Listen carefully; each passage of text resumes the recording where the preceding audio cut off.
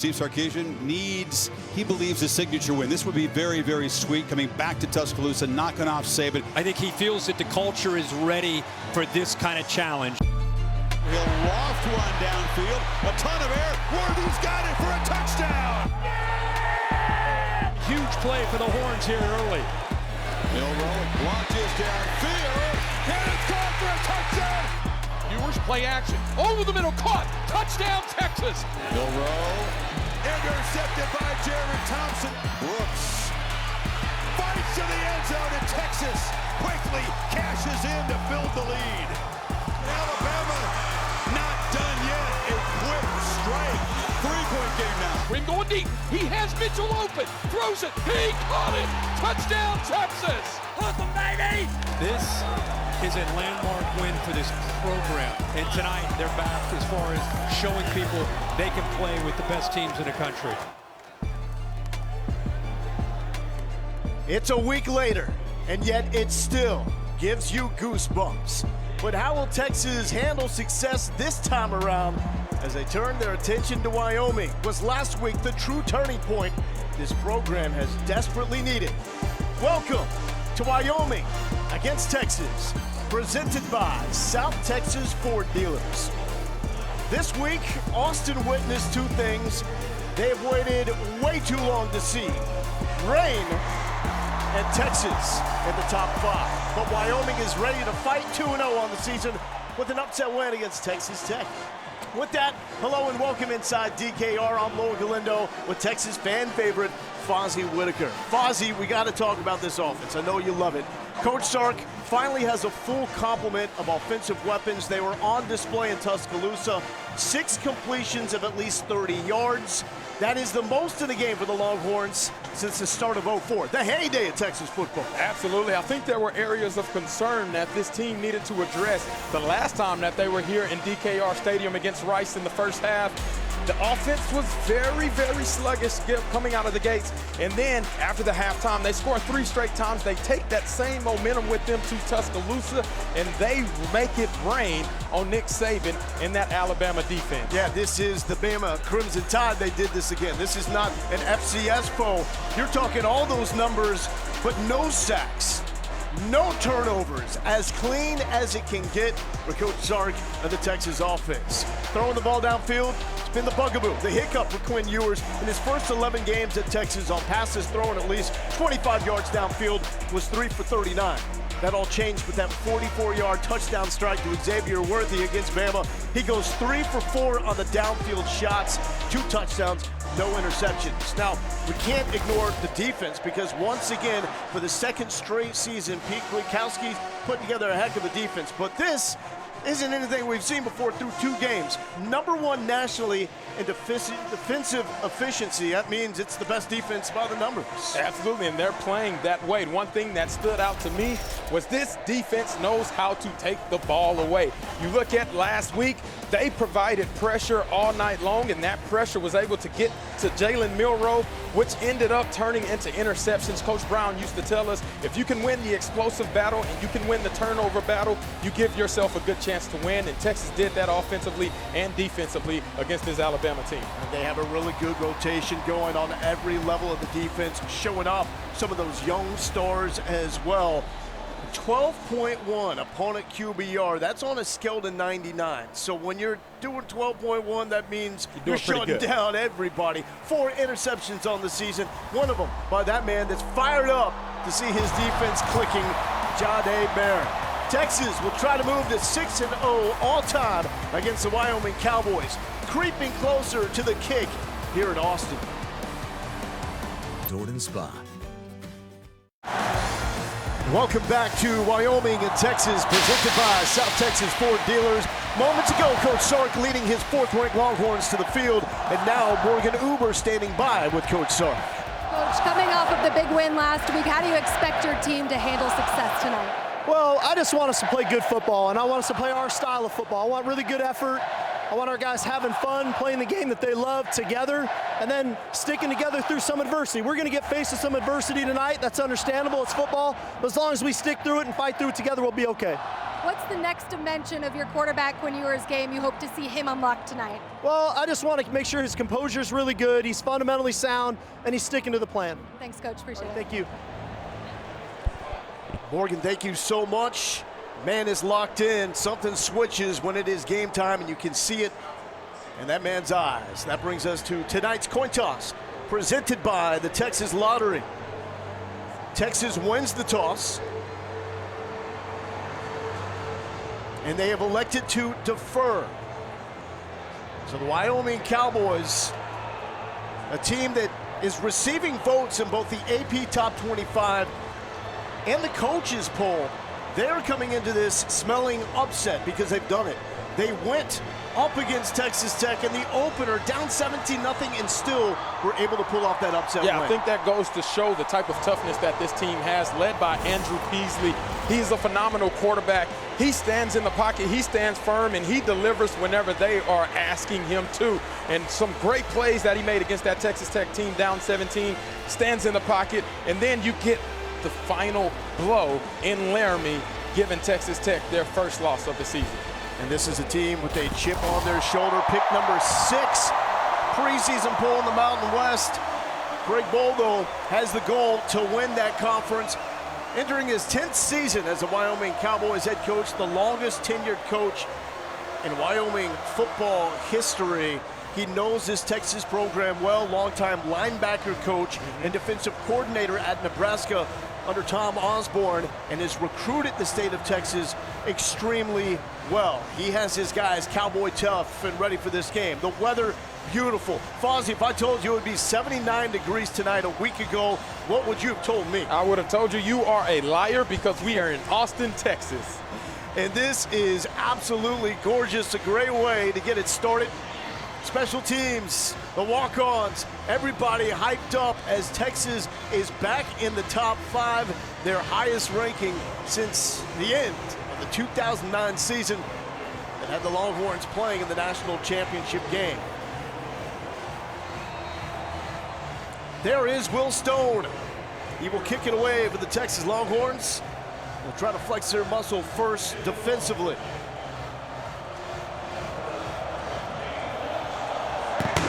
And we're off and running. Kick goes into the end zone, and that will set up Andrew Peasley and the Wyoming offense at the 25-yard line. I love the way that Craig Bohl, the head coach of the Cowboys, sums up his quarterback. He says Andrew Peasley is tough as boot leather. Yeah, that's put on display this entire season. Struggled with a couple injuries here and there, but finds a way to always get back on the field and lead this team. Now, this is a little bit of a switch. It was supposed to be Peasley starting, but it's the backup, Evans Svoboda, getting the start. We have not heard any word on availability for Peasley, but Svoboda, we've seen him in spot duty when Peasley has been hurt. Harrison Whaley is the running back. He is making his Wyoming debut, a transfer from Northern Illinois. And it's a quick missed tackle and completion to Ayer Asante, but Jahdae Barron and Jaron Thompson are there. Yeah. This is a wrinkle. We were not expecting to see Svoboda at quarterback. Absolutely, that's something that they're probably throwing out there. We knew there were some injuries that Andrew Peasley was trying to overcome. Seeing Svoboda out there this early, though, that's something different. We did not see Peasley play the fourth quarter of the win against Portland State. That game was out of hand at that point in time, so unclear if it's injury related or a different look. You have to believe, though, it's injury related to some extent, because Peasley is coming off what Craig Bohl says is his best game at Wyoming. Yeah, I truly believe it probably is injury related. We don't know for a fact, but knowing that, what Peasley has been able to put on tape week 1, week 2, being very efficient, leading this team, second leading rusher on this team as well, leads to show they need help there in the quarterback position. 14:30 on the game clock. 14:30. So an adjustment to the game clock, only 5 seconds came off, so just that to 14:30. What does this do for the Texas defense and Pete Kwiatkowski, who hasn't seen a lot of tape of Swoboda? Yeah, they got to prepare for under center runs and also play action. I think that's what we're seeing already early in this game. They got to make a way to adjust on the fly. And that is Harrison Whaley With his first carry as a Wyoming Cowboy, expected to see him 15 to 20 snaps tonight. This is his debut after coming off off-season knee surgery, transferring from Northern Illinois. Swoboda transferred from Snow Junior College. He is a fantastic athlete. First third down on the road for Wyoming this season. Much different here in Austin. Yeah, the atmosphere is electric.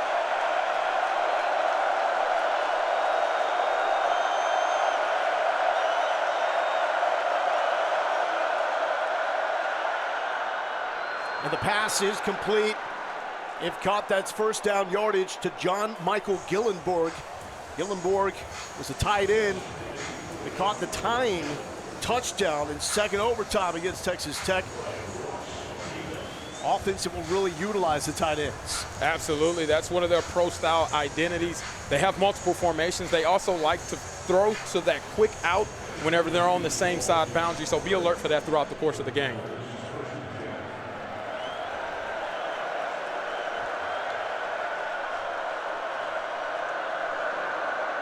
Swoboda rolls out underthrown. And the Texas defense on top of it. Terrence Brooks in coverage. Getting our first look at Anthony Hill Jr. coming into the game, as well as somebody that's been highly talked about on this defense. Had 2 sacks last week against Alabama, so he's made a huge impression and an impact for this defense already in his young career. Made an impact in practice on Thursday against Xavier Worthy. Gave him a pop. And Worthy was like, hey, come on, man, what's going on? That's how Hill plays till the end of the whistle, to the end of practice, the game, you name it. He's only a freshman, one of the youngest on the team, but goes all out. Another carry, and this is into open territory. Harrison Whaley running away from the entire Texas defense. That's how you make your Wyoming debut.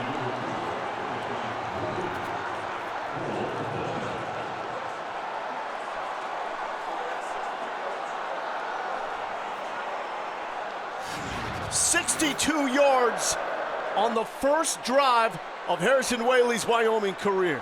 Got an inside zone play right there. Harrison Whaley sees the opening and then uses that breakaway speed to get it all the way into the end zone for 62 yards right there. Texas defense built on intensity and effort. That's the one thing that Coach Sarkisian wanted to see early in this game. Would that effort be there? But the defense opened up, and Harrison Whaley took advantage of it. There has been a lot of slow starts around college football today. Bama, Georgia, Florida State, Kansas State, Notre Dame. Texas doesn't want to go on upset alert this early.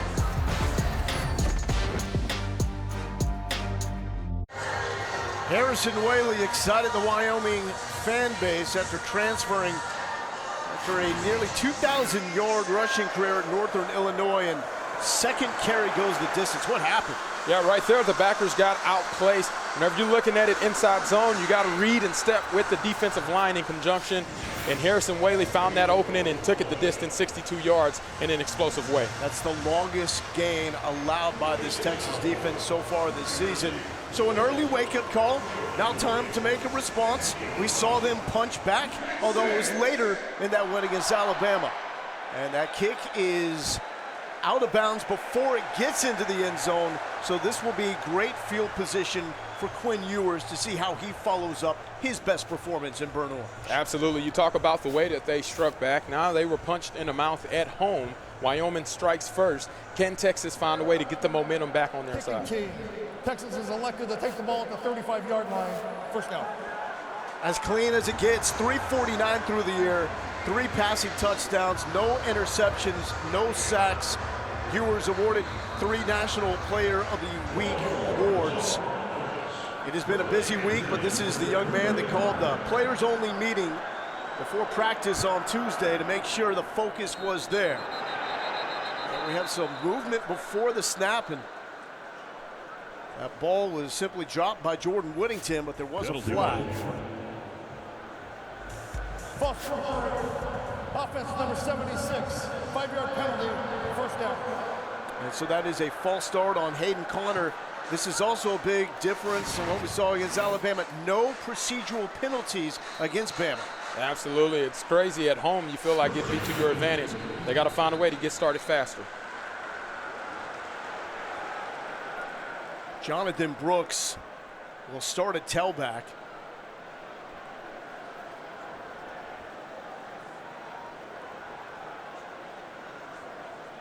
So Brooks getting the start at tailback. It was a physical performance for him and C.J. Baxter in Tuscaloosa, but Baxter, Sark told us he would be surprised if he plays in this game as it's broken up. Looking to Xavier Worthy as Baxter dealing with a sprain on top of his foot. Tyrekus Davis breaking that one up. Yeah, thrown a little bit behind the receiver. That RPO style is what they're utilizing there. The inside zone, read it just a little bit late behind on X. 2nd and 15, Ewers quick pass and behind A.D. Mitchell and dropped.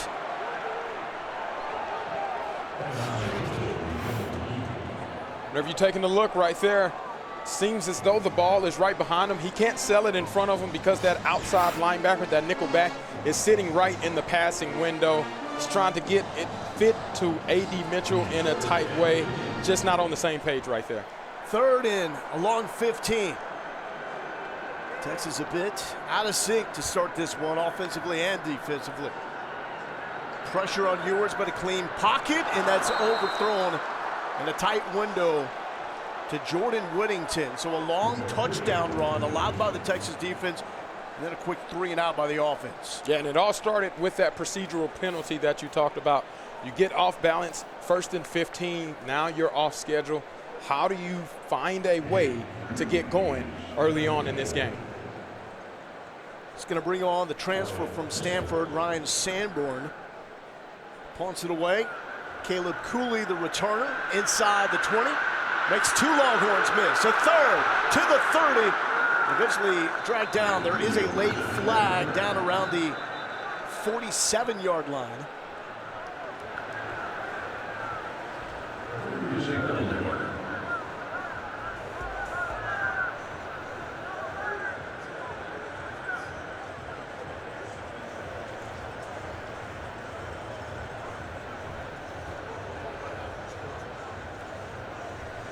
Usually during these types of penalties on special teams, it's usually a block in the back or a holding. So I'm curious what the ref's going to call. Personal foul, illegal blindside block. Return team number 44, 15-yard penalty, 1st down. So that's against Micah Young. It will back up Wyoming.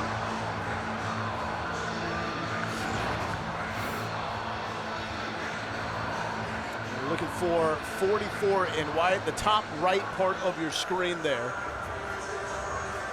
But Morgan, we need an update on this Wyoming quarterback situation.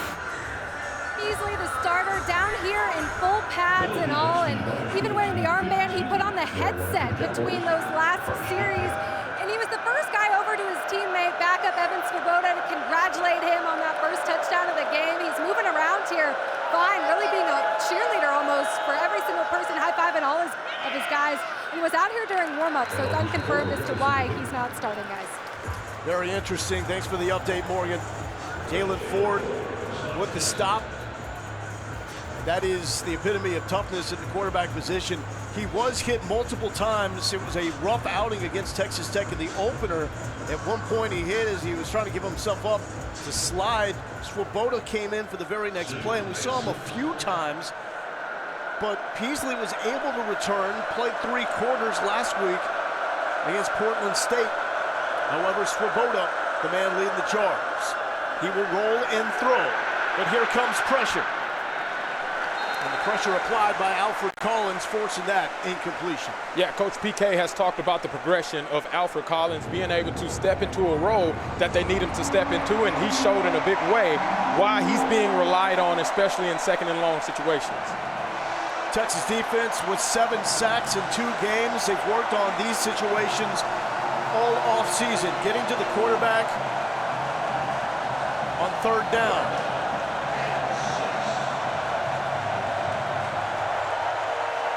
Sam Scott checks in at running back.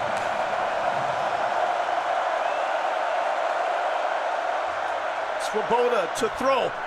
Thompson jumped it, and that's a PBU. Wyoming will punt. What a great play by Jaron Thompson right there, being able to read that, deflect the ball, playing tight coverage, also playing the sticks. Phenomenal job by that defense. Thompson had himself a pick against Alabama.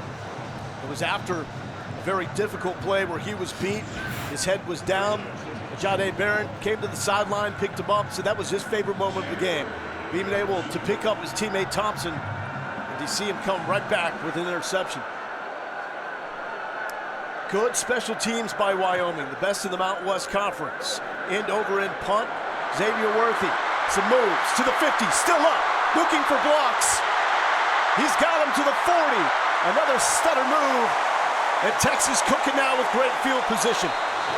Sometimes you just got to find a spark, and Xavier Worthy might be that spark on special teams as he feels it cleanly, and then finds a way to get upfield, make guys miss, and then create more after contact. And remember, season opener, they were flat early against Rice. What turned it around?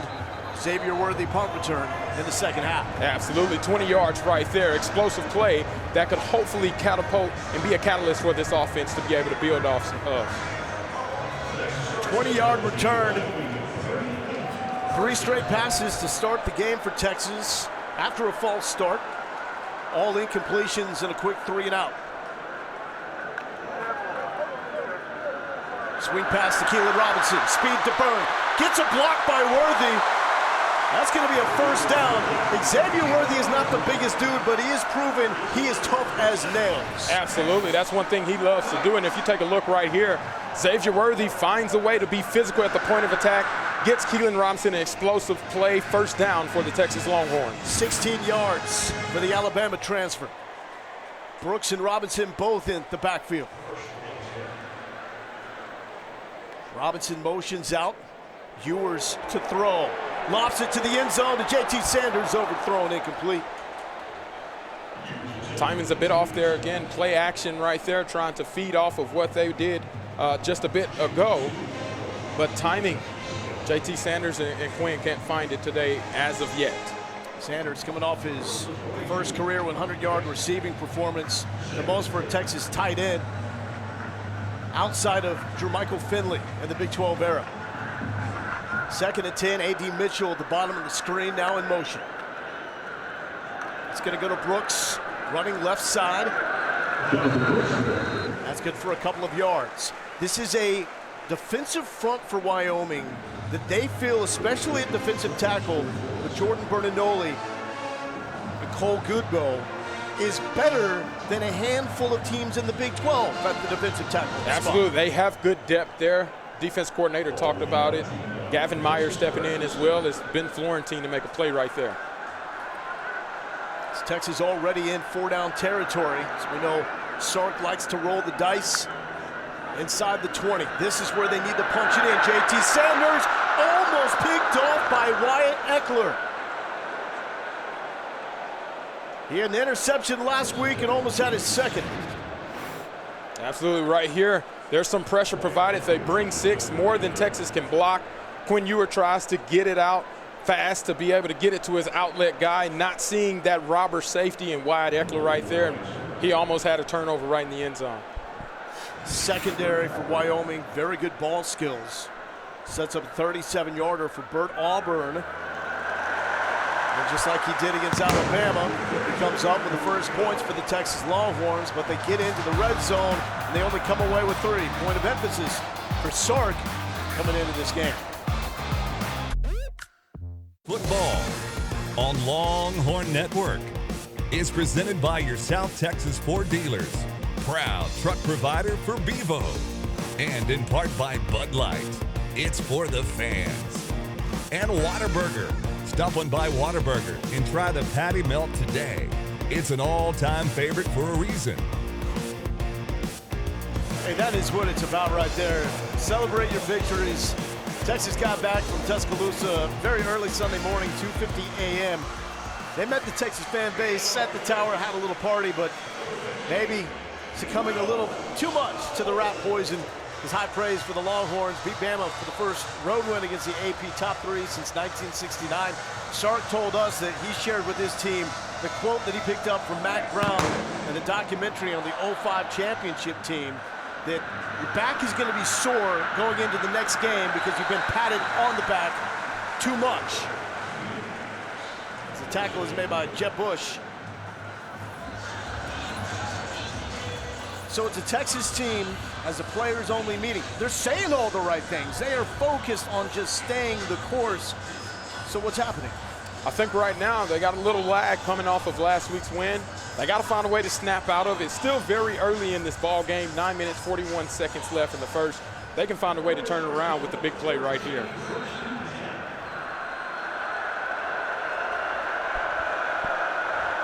Wyoming struck first, opening possession, touchdown by Harrison Whaley. Swoboda rolling and finding Wyatt Whelan as one of the top targets. So put him in motion a lot to try to get some favorable matchups. They like to be... Talked about how really, even from the players, from the coaches all the way down to the players, it's been all about not letting that win get to them. And Jalen Ford really vocal on Sunday night, 24 hours to celebrate. He said, I've seen enough. It's all rat poison now. The stats, the history, the hype, 24 hours to enjoy it. Now it's back to work, flip the switch on to the next opponent. And guys, Coach Sarkisian did tell me before this game he expected to see his team to face some adversity tonight. We'll see how they respond here early in the first. Trying to bring down Harrison Whaley, who's having quite the start to his Wyoming career. Another solid pickup to set up a 3rd and short. Whaley looks so different than the rest of the Wyoming backs. DQ James, Jamari Farrell undersized. Whaley's the real deal. Swoboda stood up a bit at the line of scrimmage, but Wyoming gets the push. Big fella is still up. We're talking 6'5", 245 goes Evan Swoboda. Yeah, he's a big one right there. One thing, Cowboy tough. We got a penalty on the play as well. That came in late. Going right at the defensive front for Texas. That has been scribed by Coach Sark as the alphas of the defense. Illegal substitution, defense, 5-yard penalty is enough for a first down. So illegal substitution, false start. These are all the little things that Texas did not do against Alabama. Absolutely, only committed 4 penalties against Alabama. Alabama committed 10, and that was the reason why Texas was able to win by 10 points. But right now, Texas is the team that's suffering by penalties early on in this game.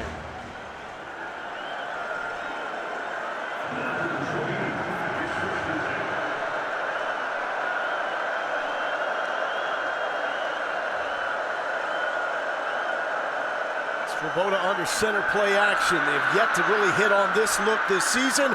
Almost a one-handed catch by Gillenborg. They said they're getting the looks that they want on play action, just not connecting. Yeah, on the replay right here, we take a really good look at how he sneaks back behind the defense. They use the play action to their advantage since they're rushing the ball very well. He almost brings in a great catch right there, but just a little too high for him to handle it.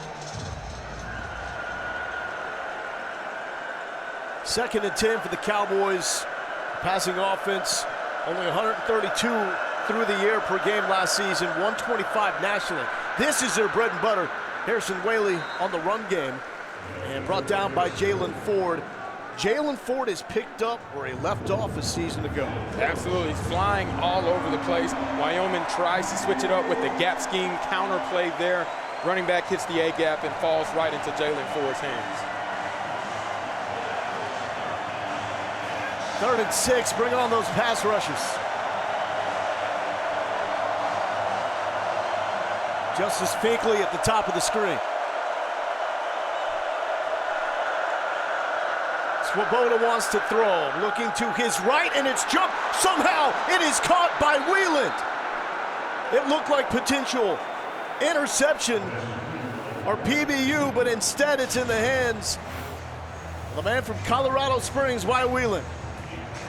Yeah, one thing Wyoming is doing well is handling Texas's pass rush. We saw 5 sacks a week ago. They haven't been able to hit home against the voters quite yet, and then Whelan makes a great contested catch. Explosive play for this Wyoming offense. Now in plus territory.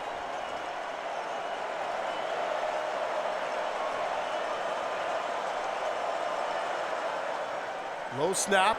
Swoboda with that high overhand delivery. Good for about 5 yards on first down. That's Devin Body Jr. Vandy transferred.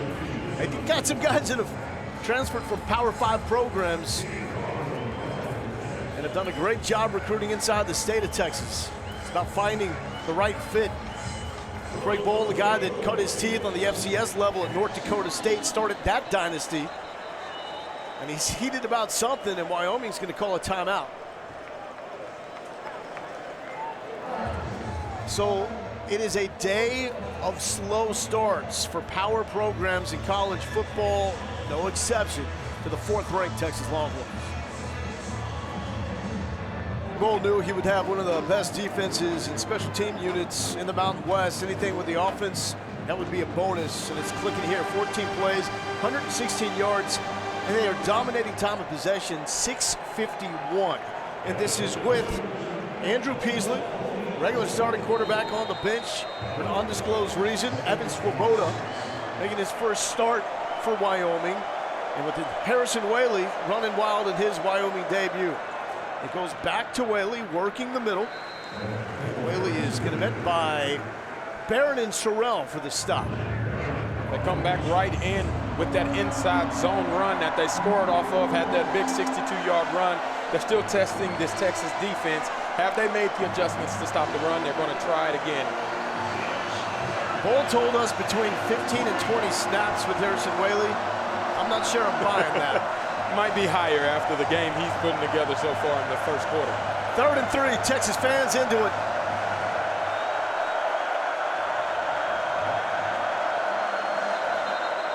And a flag on the plate before DQ James can get going.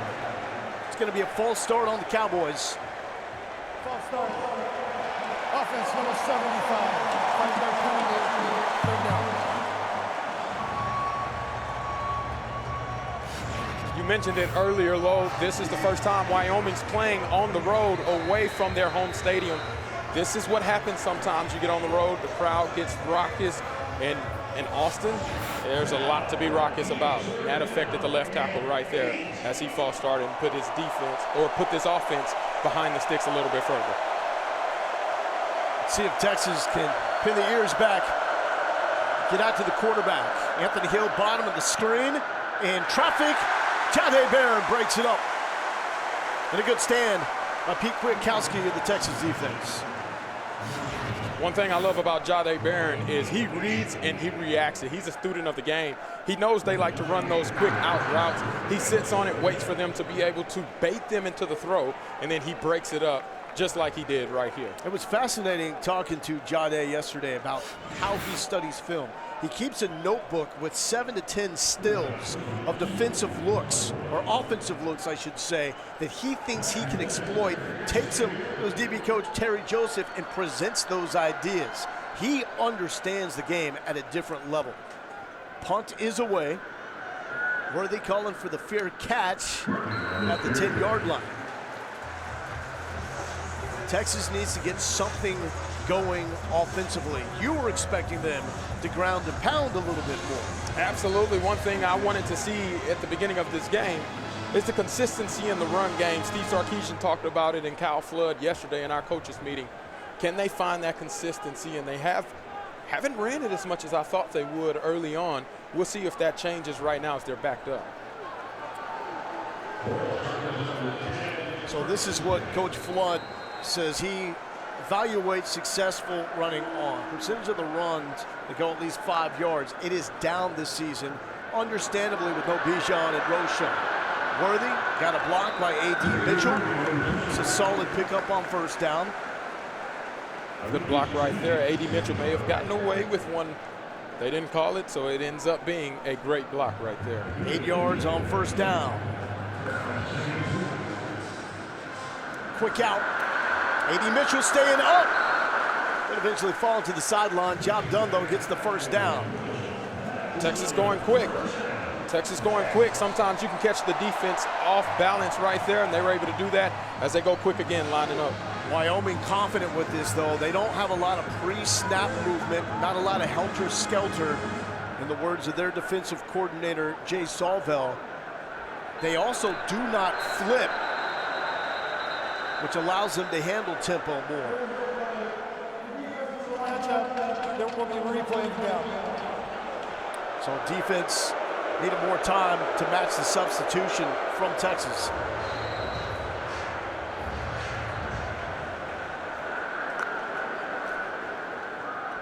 Brooks patient, he's got a big hole up the middle, lowering the shoulder, some physicality to finish the run. First down for Jonathan Brooks on his second touch of the night. Explosive run right there. You got your outside zone. Jonathan Brooks cuts it up. Gain of 12 right there. JT Sanders key on that block too. Brooks weaving. Another large pickup on first down. Give him 9. This is what I was expecting to see this Texas offense do. Mash mode, come back, same play. Now it hits a little bit different. Jonathan Brooks makes 2 guys miss and then picks up more yards after contact. It's been all Brooks in the backfield with the sprinkling of Keelan Robinson.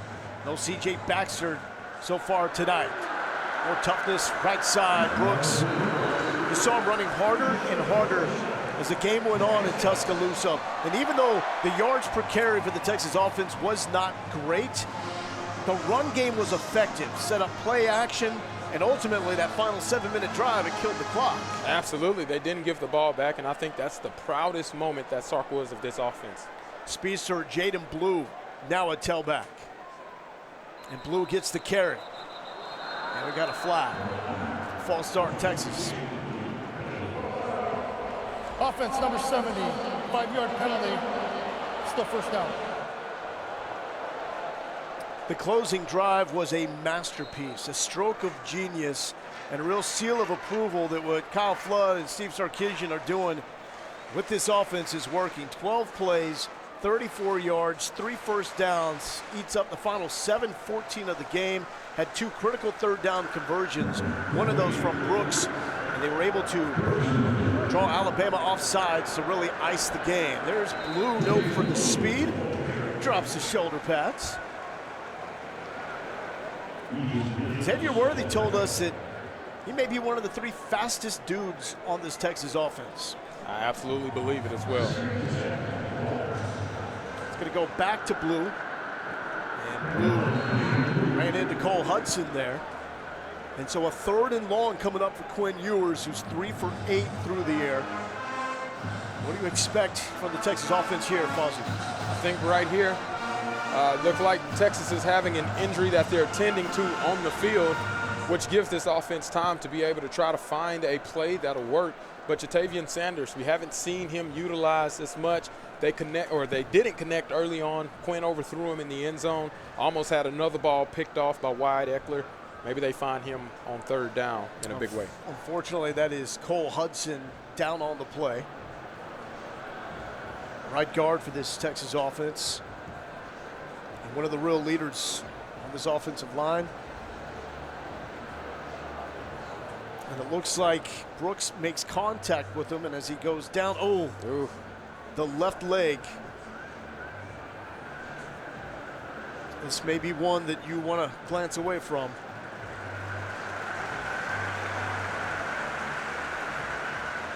Gets kind of rolled up on right there. Obviously not a very comfortable position. The guy is extremely flexible, though. The more flexible you are, the better position you can be in, but hopefully he can recover from that fast. Biggest story is the health condition of Cole Hudson. We hope he is okay. But Texas is as good of a spot as it's been in years when it comes to depth on the offensive line. DJ Campbell now checks in at right guard, and that has been a pretty consistent rotation so far this season. Big 3rd and 7. Going to play it safe. And we're going to Jonathan Brooks. And this is where Sark will usually go for it on 4th down. I'd be surprised if he doesn't.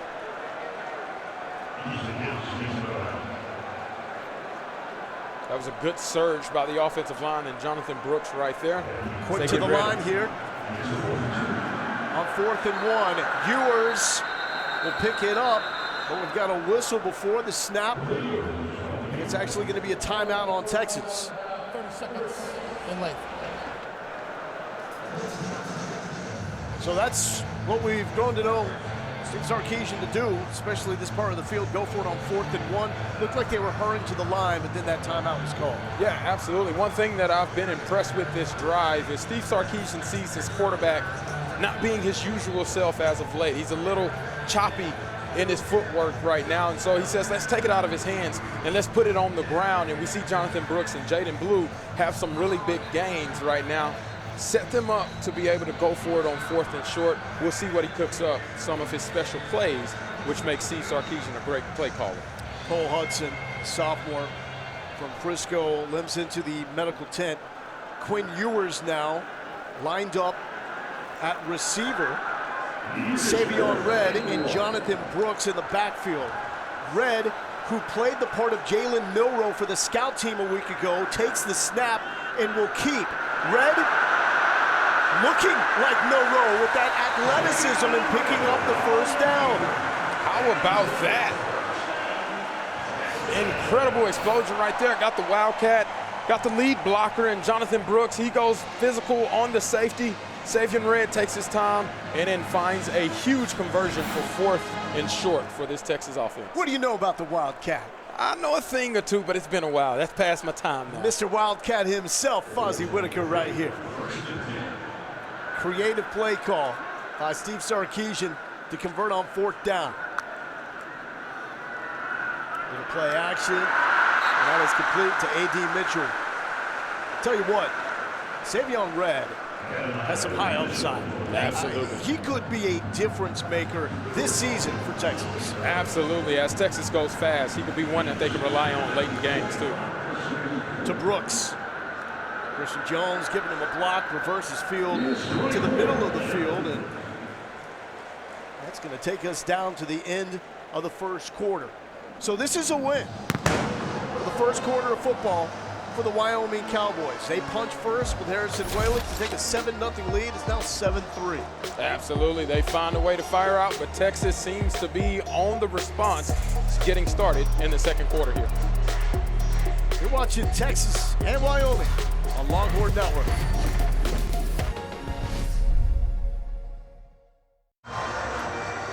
They have come to DKR to raise some hell, and the Hellraisers waiting for that chance. This place is ready to explode as Texas is trailing here to begin the second quarter. 7-3 against the 2-0 Wyoming Cowboys. And man, what a beautiful night here in Austin, Texas. Everybody's loving the weather. And they're enjoying this Texas drive as well. 11 plays, 68 yards, most of that on the ground. Critical 3rd down. A.D. Mitchell back to Worthy. Will he throw it again? Worthy thinking about it, trying to get the edge, and it's right at the marker. We saw him pull the trigger against Alabama, thought he was going to do it there. Absolutely, a smart play right there. Quinn Ewers was not open. He's also facing pressure right at the point whenever they exchange the ball for the reverse. Don't make a bad play worse. So another 4th down and 1. And Savion Red again at the Wildcat quarterback position. Red will take it. Red lowering the shoulder and converted. Get that man in the game. What an explosive attitude play right there. Looks like the same similar style play that they did the last 4th down conversion. Faking it with Jonathan Brooks. Jonathan Brooks slows in. And then Savion Red just says, I will not be denied right here as he picks up that 4th down conversion. 6 yards for Red. He was going to be in the running back rotation, hurt his shoulder in camp, and that got him on the back end of that rotation, slowly working his way back into a more prominent role. Worthy, one man to beat. Can't beat him. As Rook Brown eventually forces Worthy out of bounds. That's a native of Salado, right down the road from here in Austin.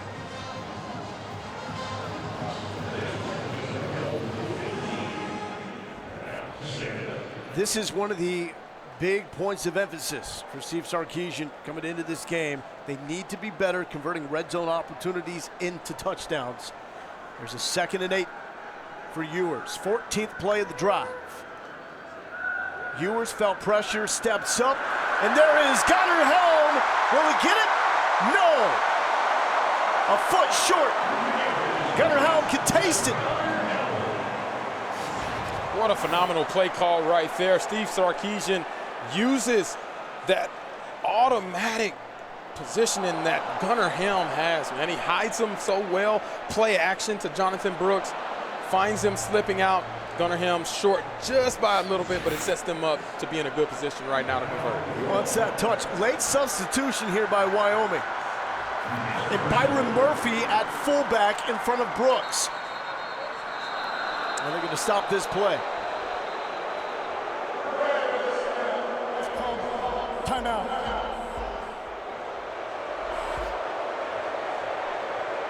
So Wyoming called their second timeout. Got one left.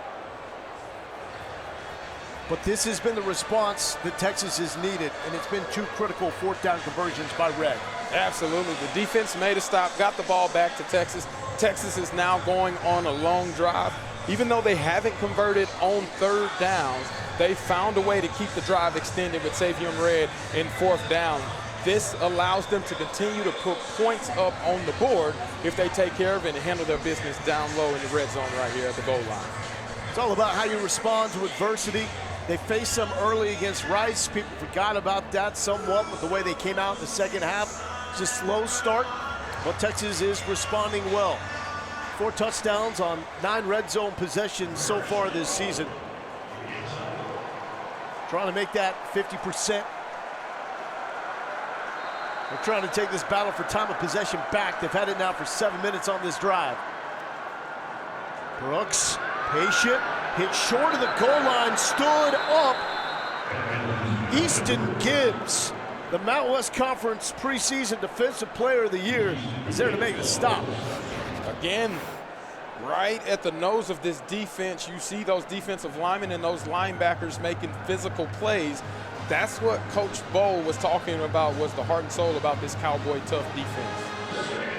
17th play of the drive, the longest drive on the amount of plays for the Longhorns this season. Murphy in at fullback. Will he lead? They're gonna go to Murphy! The big boy! Byron Murphy! You get a big man touchdown.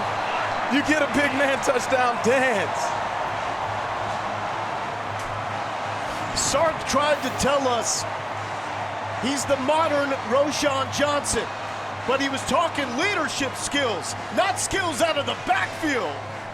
One thing he does well, we already know, he is an absolute beast and an athletic beast at that. Now he shows you how good he is catching the ball out of the backfield. I did not have that one on the bingo card. Byron Murphy, touchdown. But the fans in Austin loving it. The heart and soul of the Texas defensive front, getting it done out of the offensive backfield. Murphy, give him more. 10-7, Texas.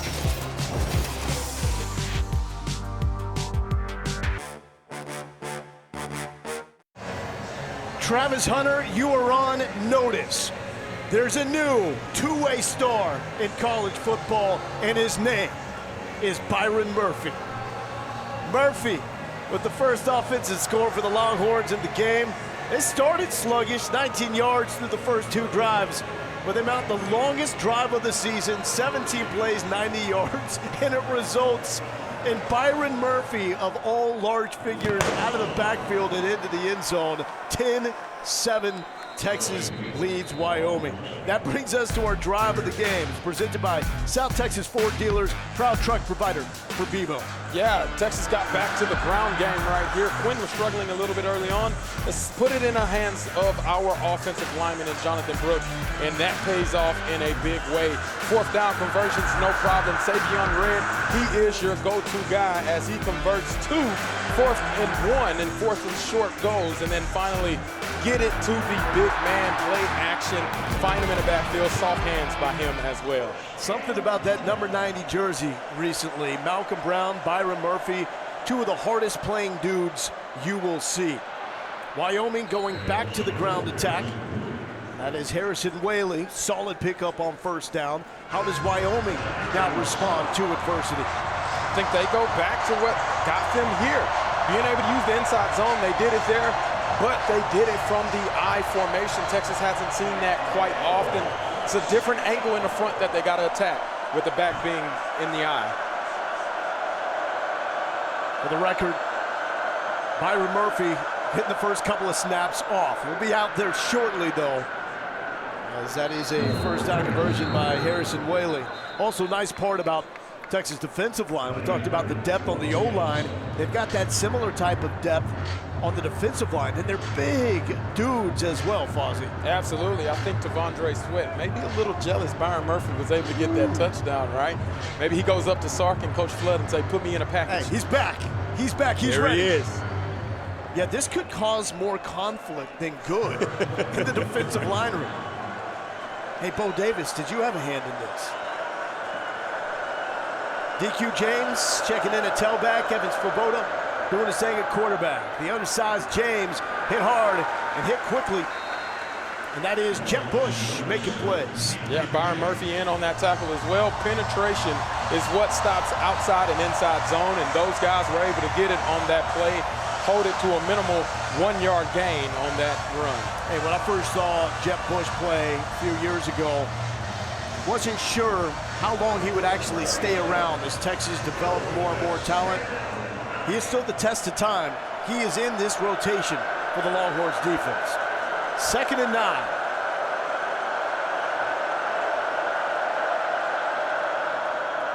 Swoboda throwing on the run and complete to Wyatt Wheeland. 6-year man out of the state of Colorado. Again, utilizing the play action outside zone scheme, gets Swoboda out of the pocket, away from those dangerous pass rushers, finds Wheeland on the sideline to convert for a huge first down for Wyoming on this drive. Wheeland is the sure-handed receiver. Ayer Asante in 5, that's the deep threat. Remember, Wyoming has lost their top 2 receivers in back-to-back years in the transfer portal. The first of those being Isaiah Nayor, right here at the University of Texas. Swoboda takes a hit. He's still up, but the second man will get him. That's a physical Ryan Watts. Initial contact made by Jaron Thompson. Yeah, there's the wrinkle right there, a little zone read.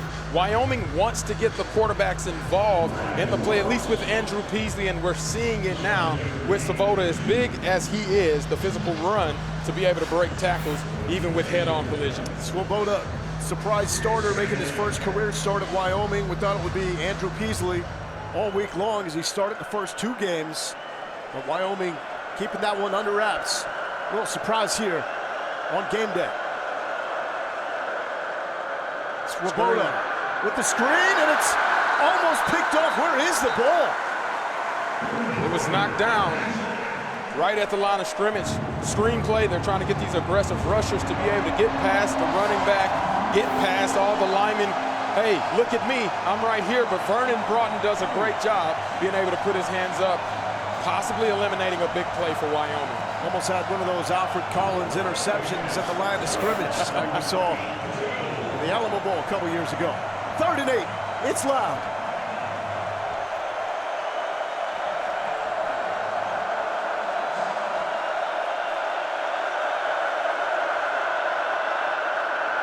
Swoboda being chased, staying up. Jalen Ford will not get him. But he's forced out of bounds, and that will set up a 4th down. Vernon Broughton was hasted that sack. Right there, he provided a great move. They run a stunt, Vernon Broughton 101, and he finds a way to get the pressure onto Swoboda, and then obviously flushes him out of the pocket for a loss of 3 yards right there. So this momentum turned around. Texas offense converting those 4th downs by Murphy, providing some juice on offense and then bringing it to defense as well. And Wyoming will have to punt it away. The pressure comes. Keelan Robinson almost got another. Worthy will make the return. Going back to the 10, trying to get to the sideline. He gets up to about the 17.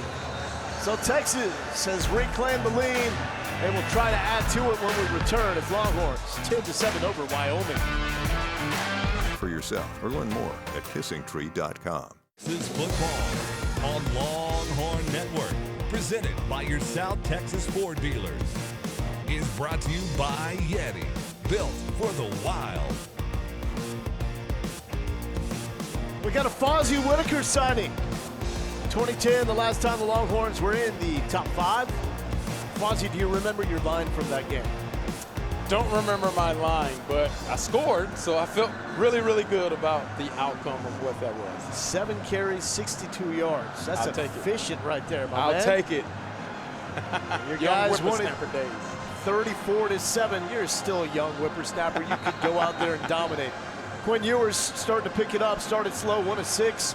Since then, perfect 6 of 6. Texas still not stretching the ball down the field. Not sure if the looks are there and what's going on. And you can ask that same question as goes off the hands of the talented freshman, Jonte Cook. That's something that has plagued this Texas team already in the first 3 weeks of play.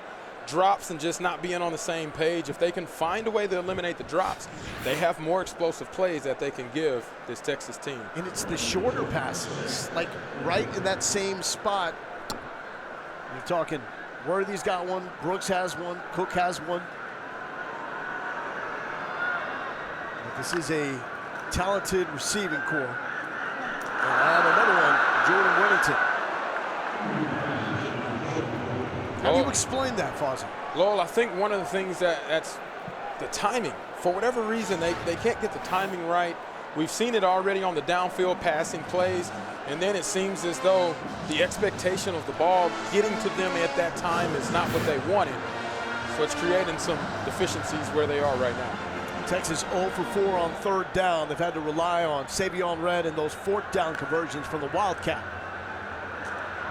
Good time. JT Sanders almost made that Denton Guyer one-handed catch.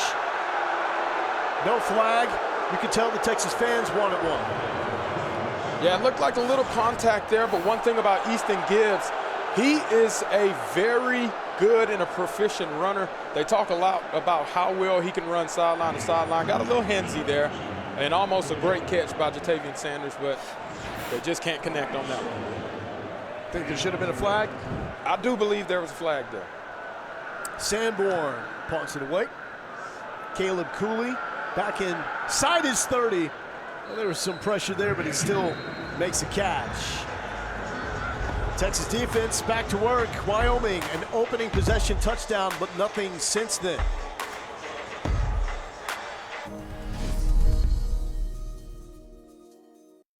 This season, All-State will make a contribution to the university's general scholarship fund for every field goal and extra point made by Texas. Thank you, All-State. Bert Auburn has already contributed to that. Off to a solid start to the season. Wyoming also has one of the best long-distance kickers in America, in John Hoyland. So it was a quick Texas drive, gives way to Wyoming. Wyoming with DQ James in at running back. Have not scored since the opening drive. James stood up by Devondre Sweat. And the rest of the Texas defense is what you will commonly hear Sark refer to as populating the football. Absolutely. Obviously, Devondre Sweat, he's able to penetrate in a major way, which disrupted that run play. But you saw the speed that DQ James has and the ability to be able to make that spin move and not make a bad play worse right there. 2nd and 7 for Wyoming coming up. Harrison Whaley had that 62-yard touchdown on the opening drive, but Texas defense has bowed up since. That's Wheeland in motion. We'll see that look a lot. Back to James as Broughton is blocked out of the play. Stop is made by David Binda and Jalen Ford. Very good linebacking duo. We knew we were going to get that from Ford for this Texas team. Binda is impressed. Absolutely. How about him last week getting cut while still trying to chase after the sacker? Gets up really fast, creates a sack for that Texas defense against Alabama and Jalen Milroe. Then he makes a big stop right there to force 3rd and 5 for this Wyoming offense. Cowboys 2 for 5 on 3rd down. Empty for Evans Swoboda. Swoboda complete, but John A. Barron is there. Devin Body is brought down short that 1st down marker. That's the film study of what Jahdae Barron brings to the table. He is a field general, and he's able to read. He knows about the quick outs, and he jumps on it quickly for a minimal gain for that Wyoming offense. Do most dudes get that excited to watch film like Barron? No, it is very rare to find somebody love watching film the way that Jahdae Barron does. Here's Clayton Stewart to punt it away. Texas State transfer. It's a high one. And that is going to take a Wyoming bounce all the way from about the 30 to the 16-yard line. Quinn Ewers will try to get it going. 7 for 15. Try to pick it up when we return from DKR in Austin.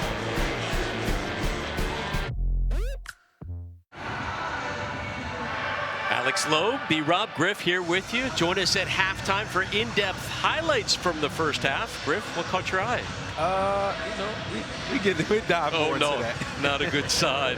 Stay with us also. Big 12 upsets on the way as well. Lowell, Fozzie? Was Griff speechless right there? Oh, Is yes. that what we just heard? I thought he'd be so pumped about Savion Wright, his guy that he wants to see more in the mix. That's a big reason why Texas has the 10-7 lead, because of those fourth down conversions on the touchdown drive that was capped with Byron Murphy. And Texas now going to the ground with Jonathan Brooks. Under 5 minutes to go here in the first half.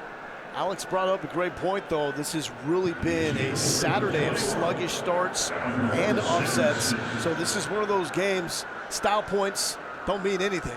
Just find a way to get a dub against a solid and tough team. Ewers, the floating touch, and it's overthrown from Xavier Worthy. It's just really interesting how you can go from the highs and lows. Looking shaky 1 week against Rice, looking like a first overall pick against Alabama, and then coming back down to earth in this game. Yeah, I think that's been the problem of Texas over the years, is not being able to show the consistency week in and week out, and that's starting to come up a little bit in this game as they can't find their rhythm offensively, and it's been a consistent theme today so far. Trying to avoid a 3 and out. They're 0 for 5 on third down. 3 receivers, bottom of the formation, and you can add Brooks down there. Ewers, clean pocket, Worthy going backwards and is brought down. A fine tackle made by Ja'Cory Hawkins, senior DB from Montgomery, Alabama, transfer from Ole Miss. That's a 3 and out, Fozzie. Yeah, that's not what you want to see. You're looking here, offensive line provides a great pocket in time for Quinn to make a good pass. Thrown short of the sticks, trying to make a guy miss, but unfortunately they can't do that, and Texas punt team is back out there again. Sanborn had a 50-yarder the last time he booted it. It's away again. Caleb Cooley backing up from the 20. Burns past Robinson. Cooley is still up and is brought down at about the 30-yard line. Do you believe in teams playing up and playing down the competition? Absolutely. I think we got to see a little bit of that against Rice, and then we got to see it against Alabama whenever this team turned it on. And now they seem as though they're sleepwalking a bit through this first half, where the offense cannot find a way to get the guy going. And Quinn Ewers is struggling right now. What do you do to be able to help that?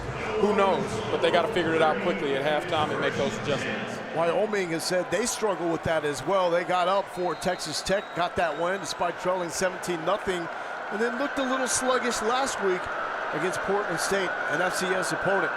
341 for Evan Swoboda. Wyatt Wheeland on the ground. So many different looks to give him. He's upended as Jahdae Barron continues an active evening for the Texas secondary. Absolutely. That's one of those plays right there. Get a little misdirection happening where you got to read, quarterback can be able to keep it, or he hands it off on the jet sweep type of look. Wyatt Wheeland was that guy that was taking it around the edge, and they pick up a gain of 5 right there on first down. When you look at Wyoming on tape, the superlatives, they don't have a lot of dudes, guys that are going to be high round picks in the NFL. They got some of those guys that would project as late round picks, but it is just solid football all around. Baron Sorrell making the tackle against Harrison Whaley right at the line. That's what you want to see by this Texas defensive line. We know Wyoming, they want to establish the run, Can Texas find a way to make those adjustments and then start getting TFLs after controlling the line of scrimmage? And Barron Terrell did just that on that play.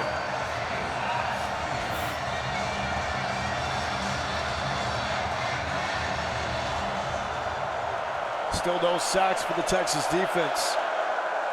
They have 7 of them in the first 2 games. 3rd and 5. No snap. Swoboda, the rifle to Whelan. That's good enough for the first down. Again, the 5-yard out, that's where they make their living right there.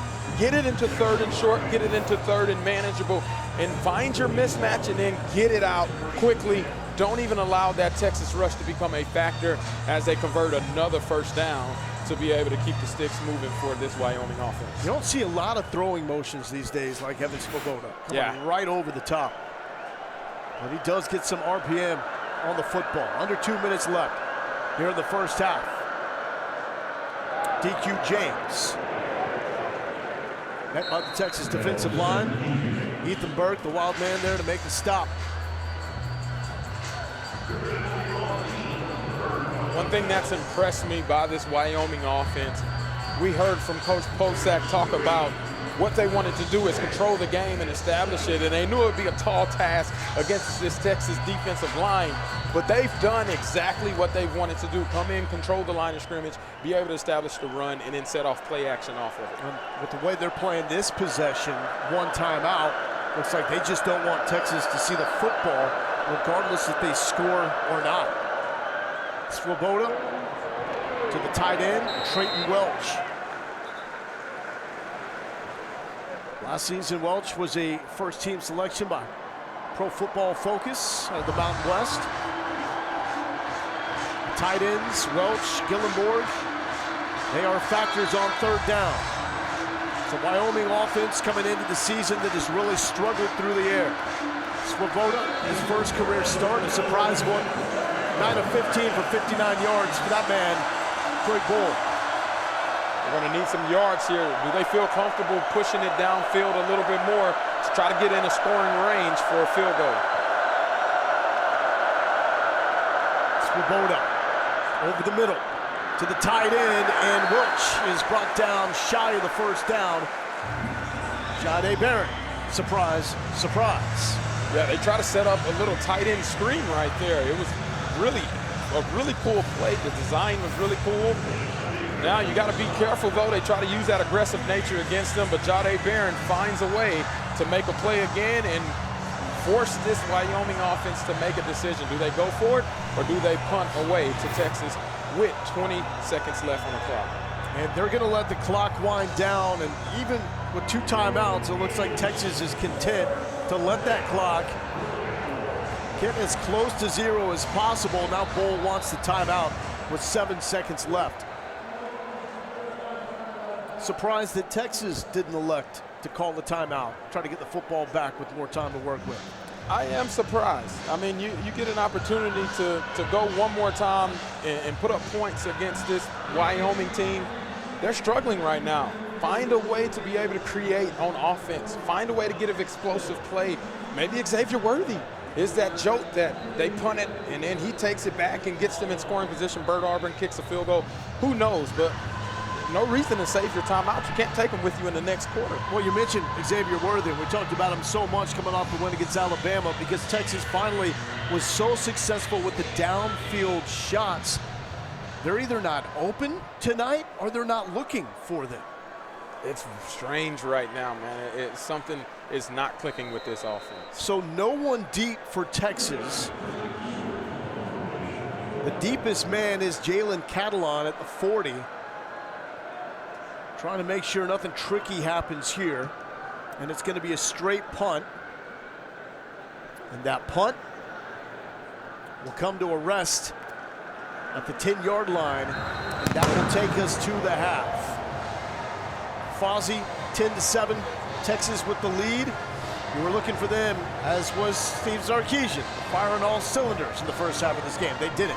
Yeah, they haven't been their usual self of what we saw them do against Alabama. They got to find a way, make those adjustments at halftime. That's something that Coach Flood talked about yesterday is against Rice. They didn't make the adjustments fast enough, but out of half, they found a way to get it clicking and scored 3 straight times. Can they do that again tonight? So everything about the first half is a surprise. The score 10-7. The quarterback, Evans Svoboda, Harrison Whaley for Wyoming, making his debut with the 62-yard touchdown run. And even the man getting Texas into the end zone, Byron Murphy, consider that a surprise as well.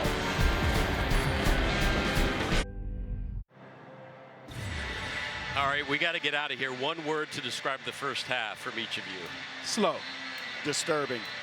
There you go. We'll see you after the game. Lowell and Fozzie take you the rest of the way. Third and fourth quarter coming up.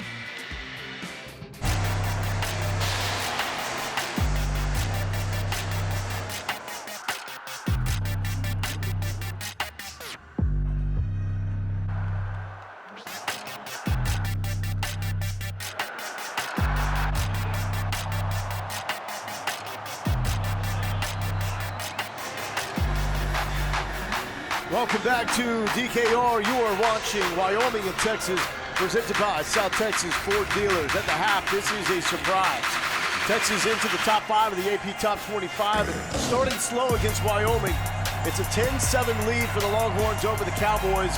This is the type of low-scoring game that Wyoming wanted to have coming in through Austin, as they are looking for their second upset against a Big 12 team this season. They opened up the year with a win in Laramie against Texas Tech. Texas to return and start with the ball. And Keenan Robinson hit north of the 30. Mo Galindo here with Fozzie Whitaker. It's a really curious offensive start for Texas. No turnovers, no sacks allowed, just 1 tackle for loss. They're just not firing on all cylinders. Yeah, right now they can't get converted on third downs. Whether that's because of mishaps with throwing the ball, receivers not coming down with it, overthrows, whatever the case may be, this Texas offense does not look like they are in sync right now. So they got to figure that out. Hopefully they made adjustments at halftime. Quinn Ewers 8-17, and Texas has yet to convert on a third down. 2 key fourth down conversions setting up the Byron Murphy touchdown. That is Jonathan Brooks, and he is corralled by Tyrekus Davis.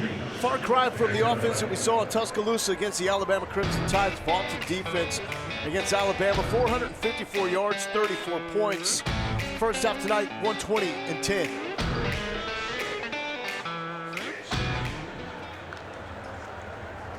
Back to Brooks.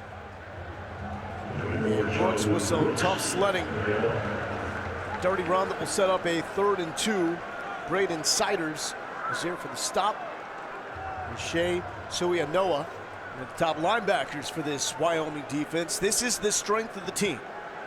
Wyoming defense, stout, especially at the defensive tackle position. Ewers throwing on the run, complete to Jordan Whittington.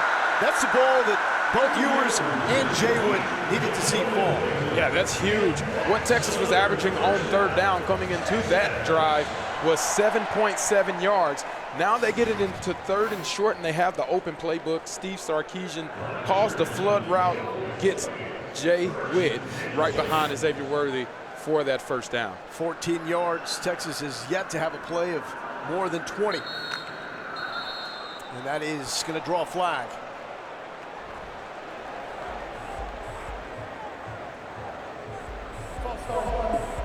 Offense number 76, 5-yard penalty, first down. That's a false start on Hayden Connor. Let's bring in Morgan Uber, because, Morgan, we saw Cole Hudson go to the locker room in the first half. And more bad news for this Texas offense, guys. Right guard Cole Hudson went down with a left lower body injury in that first quarter. He was carted off the field. He just came back out a few minutes before the start of the 3rd quarter, and he's out with a left knee injury, out here on crutches. All of his teammates coming up to him, patting him on the back, and he's trying to keep some positive spirits, but obviously looks really defeated and deflated. Absolutely hate to see that. You feel for Cole Hudson, sophomore right guard. DJ Campbell now will get most of the snaps there. They do have young depth along this offensive line. Kyle Flood, Steve Sarkisian have done a tremendous job recruiting not just frontline players, but a lot of guys that provide youthful depth that one day will be stars. Campbell is close to doing that. That's Christian Jones. He's the elder statesman on the offensive line. His 6th year now holding down the right tackle spot. Here's a 3rd and 9 inside the 50 of the Texas offense.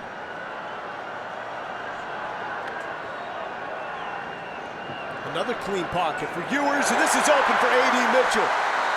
He's hit hard by Isaac White, but Mitchell still moving the chains. What a great way. Remember, we talked about keeping Quinn clean in the pocket. Offensive line, along with Jonathan Brooks, keeps it clean and pretty. Quinn steps up, delivers a great pass. 16 yards to Jaden Blue on the ground. And nothing happening there. 1-yard gain for Jaden Blue. And that is Big Cole Goodboe from Hudson, Wisconsin. Tied his career highs last week with 2.5 tackles for loss, a sack and a half, and a win against Portland State. That is one of the defensive tackles that the Wyoming staff says is better than a few of the teams have in the Big 12. Ewers pump fakes. Gunner Helm, it's broken up. Helm is looking for his 2nd catch. And that is White Eckler. Another nice play for the Wyoming secondary. Yeah, get down in the red zone, trying to take a shot there, faking the screen to Jaden Blue down below, trying to hit it right over the head. Double coverage, it just wasn't there. Another missed opportunity right there. It would have been a great play if Gunnar Helm could have came down with that catch, though. Secondary for the Cowboys has stepped up. That was supposed to be the weak link of this Wyoming defense. They are razor thin, but the guys in there holding their own. 3rd and 9. Ewers pressured and brought down. Sebastian Harsh, the former walk-on, with the 1st sack of the night for the Wyoming defense. Yeah, this is one. They just not in sync right here. We saw a little bit of this happen with Rice where they gave up 3 sacks, not necessarily from a physical, getting beat physically, but rather because of not being on the same page. And that really puts this Texas offense in a bad position because it pushes them out of field goal range. Did not allow a sack last week against Alabama. Allowed 3 of them in the opener against Rice. Sanborn with the punt. Was a touch in the end zone, though. Nope, I'm going to down it at the 4-yard line. Missed opportunity for Texas. They cannot convert on 3rd down. Cowboys trying to get some offense going. They have not scored since their first possession. We're all part of the family here. Harrison Whaley is having himself a night. Starting off with this big run, 62-yarder to break open the Wyoming scoring for this Cowboy team. Harrison Whaley right now, 9 carries, 93 yards, averaging 10 a pop with that touchdown. This is the reason why Wyoming has been able to control the line of scrimmage, been able to convert on 3rd downs, and putting themselves in position to have success against this Texas defense. Missed the first 2 games for Wyoming after offseason knee surgery. Transferred from Northern Illinois, where he had a 100-yard rushing game against Wyoming. He's now 7 yards away from doing that against Texas, but the Cowboys are backed up. That will help solve that problem very quickly. Right on cue, Whaley with a good first play. Again, the inside zone, this is where they've had tremendous success.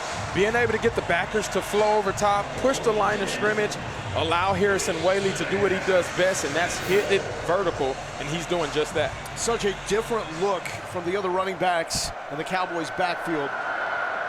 2nd and 4. Evan Swoboda making his first career start. No Andrew Peasley, we still do not know why. That is Whaley hitting the 1st down. So back-to-back carries to start off the first drive of the 2nd half of the Cowboys. And that means Whaley is now hit that century mark. The Cowboys have a 1st down. They're lining up in a lot of 12 and 13 personnel, which Texas hasn't seen a lot of coming into this season. Wyoming is testing them on their personnel and depth right now.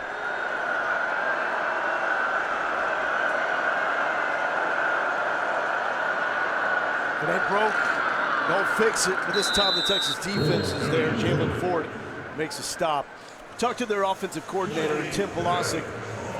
He said, I really don't know what this term means anymore, but we are dubbed a pro-style offense. What do you think he's talking about? Man, it's all merged together, but you see the utilization of the tight ends. You see the quarterback under center as well, the single back in the backfield, and they're utilizing a lot of that inside and outside zone scheme in their run game, and I think that's where they're finding success tonight against Texas.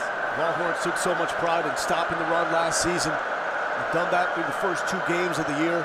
Not having success tonight. Swoboda to an open man. Out of the backfield is Devin Bonnie. Oh, and a little exchange there with Jared Thompson out of the plate.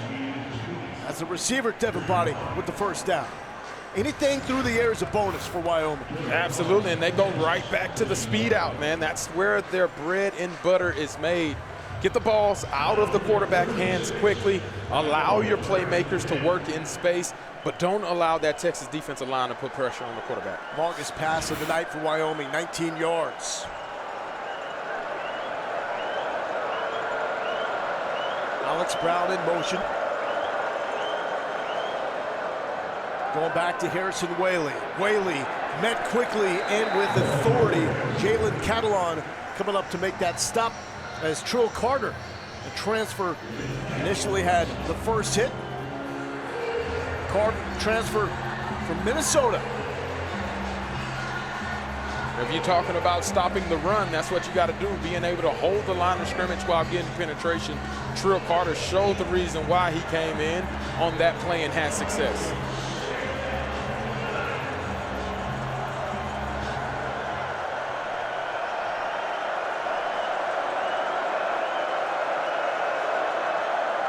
Swoboda on a rope to Wyatt Whelan. That's been his go-to guy. And Whelan comes up with catch number 5.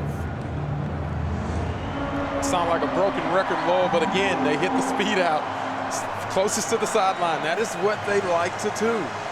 Eventually, I bet you're going to see some of these guys get a little aggressive, take that speed out away, see what Evan Swoboda does if he has to hold on to it a little bit longer. Texas needs to get some pressure here on 3rd and 4.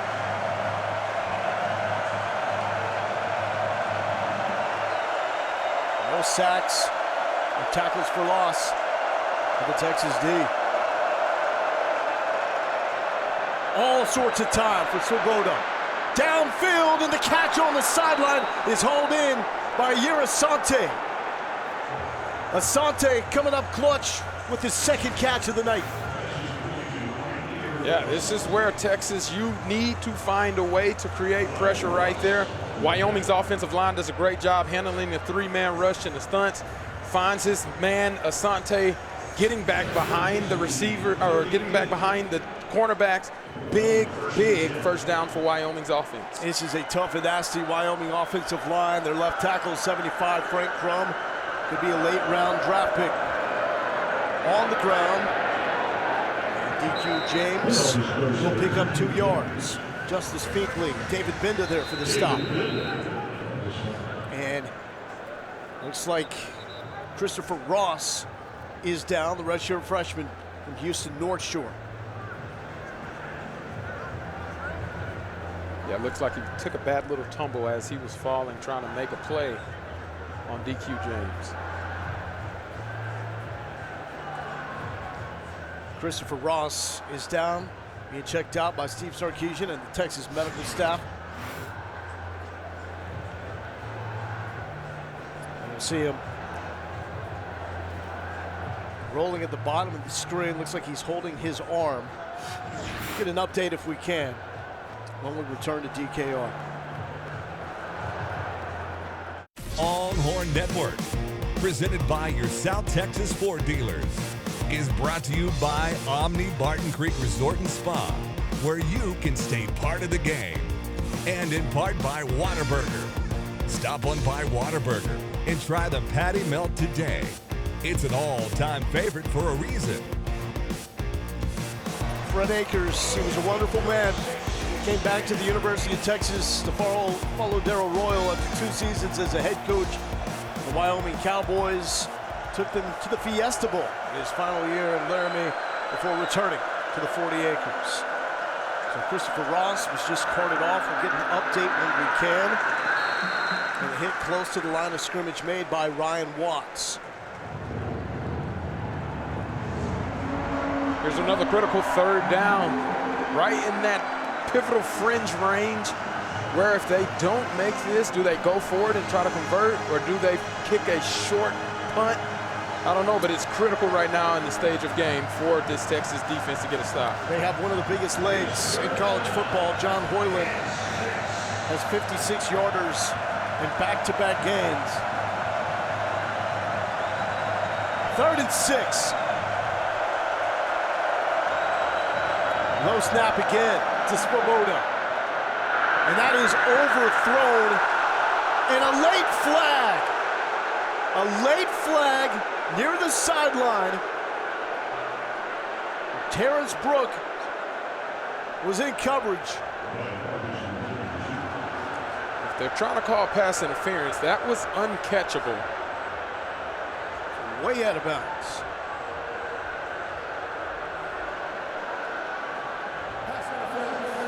Defense number 8, 15-yard penalty, automatic first down.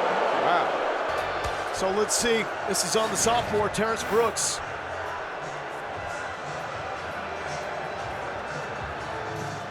Oh, that ball is 4 yards, 5 yards over the head of Ryan Marquez.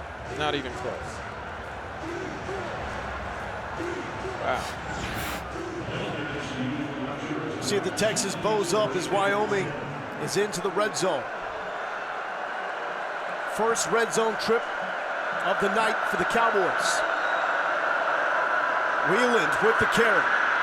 Wheeland will be hit and dropped by Terrence Brooks.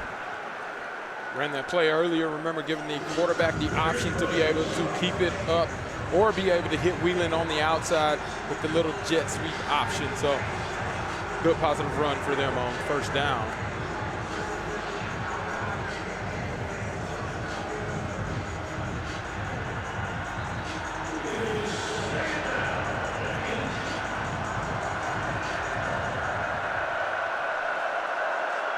DQ James, the tailback. Play action.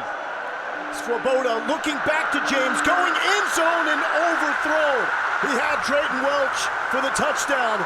Jalen Catalon closed, and it will set up a 3rd and 8. That was a nice play by Jaden Catalon, staying over top, not getting persuaded by the initial movement in the eyes of the quarterback, playing his zone and then being able to force a contested catch right at the end zone. Great play, good stop. Transfer from Arkansas has made such a big impact. As much of an impact with his leadership, tenacity, a guy that's battled so many injuries, as well as the on-field production. 3rd and 8. Play clock winding down. Wyoming gets his snap off to Wheeland. Wheeland is brought down. It's going to be close to the marker. Malik Muhammad made the stop. It looks like it's going to be a foot short. Just shy. Decision time. Wyoming wants to go quick. They got the 6'5" quarterback, Kevin Swoboda. False start. It looked like movement on the right side of the line.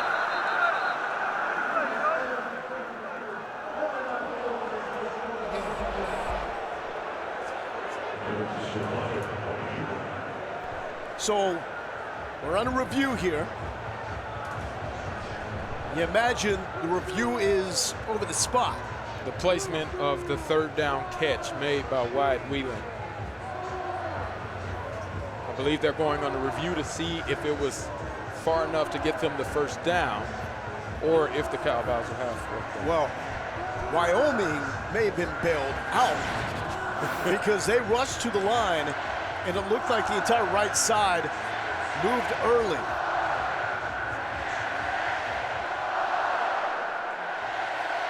The line to gain is the 9-yard line.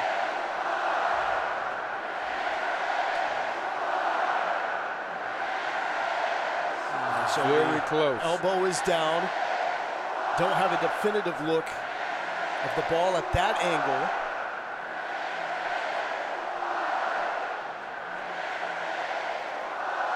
Elbow is down there. It's obviously cleared the 10, but it still looks short of the 9.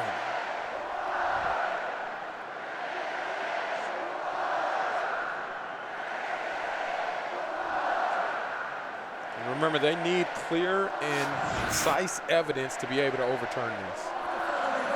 The ruling on the field stands. It'll be 4th down. Will Craig Bowl decide to go for it here or send out his preseason All-Mountain West Conference kicker, John Hoyland? So with Wyoming playing this game without Andrew Peasley, starting quarterback, guided Wyoming to a win in the opener against Texas Tech. Had his best game of his Wyoming career last week against Portland State. Evan Swoboda, all 6'5", 245 pounds of him, got the surprise start and will try to convert here. 4th and 1. Some of the Wyoming linemen were actually hyping the crowd up. Swoboda will keep, he's got the first down. They went heavy. They had the big fellas behind Evan Swoboda, help force him forward, and they moved the chains. That's an attitude play right there. We talked earlier about Coach Bowl mentioning that cowboy tough mentality. That was a 4th down that they needed. They went and got it the cowboy tough way. It's a team full of 3-star, 2-star players. Some where the only option was to come to Wyoming.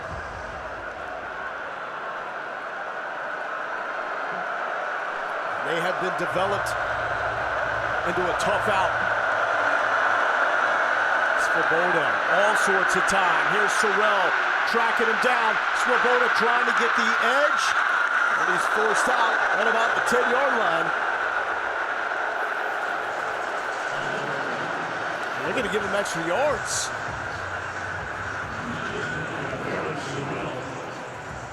Sorrell was doing everything he possibly could to track him down.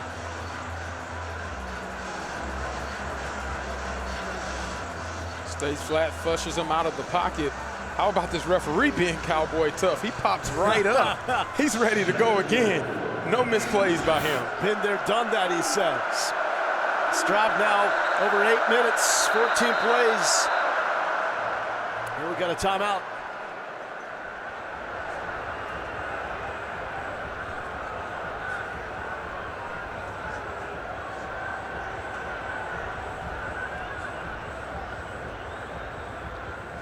So the score is obviously a surprise. Well, Steve Sarkisian walked into our studios on Monday for our Rewind show, quickly talked about Wyoming. He just said those guys are really tough. And it wasn't coach speak. We weren't even on the air. Those guys are really tough. He was serious when he meant it. What really stands out about this Wyoming team is the level of maturity that they play at. They have older guys on the roster at all of the key positions that you need to have veteran leadership with. And that is what creates that toughness and that cowboy tough mentality that Coach Bowl has instilled into them. That's where they find a way, no matter what the odds are. And we see it against Texas Tech. They go down 17-0, find a way to get momentum, keep pushing in that game, win it out in Laramie. And even though Portland State win was ugly, they found a way to pull it off because of the maturity and the leadership that they have. Think about what this would mean for Craig Bowl. He was coaching linebackers in the 1996 Big 12 title game. He witnessed James Brown roll left. He was there in 1998 when Wayne McGarry had the game-winning score to end Nebraska's 47-game home-winning streak. In 2002, his final year as the defensive coordinator in Nebraska, and Texas went to Lincoln again to stop a 26-game home-winning streak. Craig Bowl was there for it all. Can't quite verbalize what he really thinks about Texas. He's got respect, but you know, absolutely, he would love nothing more than to return the favor. Absolutely, especially after the week that Texas has had, all of the positive talk going around where this Texas team can be in the infamous "is Texas back?" Don't question. say it, Fozzie. Right? That's what's been circling around the atmosphere across the nation. Well, Craig Bowe says I have something to say about that, and his Wyoming team is showing a big reason why they should never be overlooked. Evan Swoboda, though, has stolen the show. Andrew Peasley and no-go. Still not sure why. Swoboda has looked the part. Absolutely. This guy has been extremely efficient. He hasn't been asked to really throw it downfield, but he's been extremely accurate whenever he has done it. Whenever you see him making those quick, efficient passes, the quick outs, that's where they live their life by right now. And whenever the play's broken down, he's been able to extend it with his legs. I think he's done a phenomenal job controlling this game and allowing this offense to keep doing what they're doing, controlling the line of scrimmage and playing very efficient. And he is, by the numbers, keeping up, if not outplaying Swoboda. He's outplaying Ewers. But this is where you have to cash in. If you want to pull off a miracle, you got to make it happen in the red zone. 2 minutes left in the third quarter. Swoboda switching things up. Still plenty of time on the play clock. They go to Harrison Whaley. Whaley met by the entire Texas defense. Alfred Collins and company there for the stop. Ethan Burke in on the tackle as well. Yeah, just watch this push they all get. You got a stunt, you got two guys free in the backfield, and then Alfred Collins being able to stuff it whenever it reaches him. That's the type of intensity that this Texas D-line has to display to get this goal line stand here. Second tackle for loss for the Texas defense tonight. This is one of those games now, it doesn't matter how pretty it is, just win. Third and goal.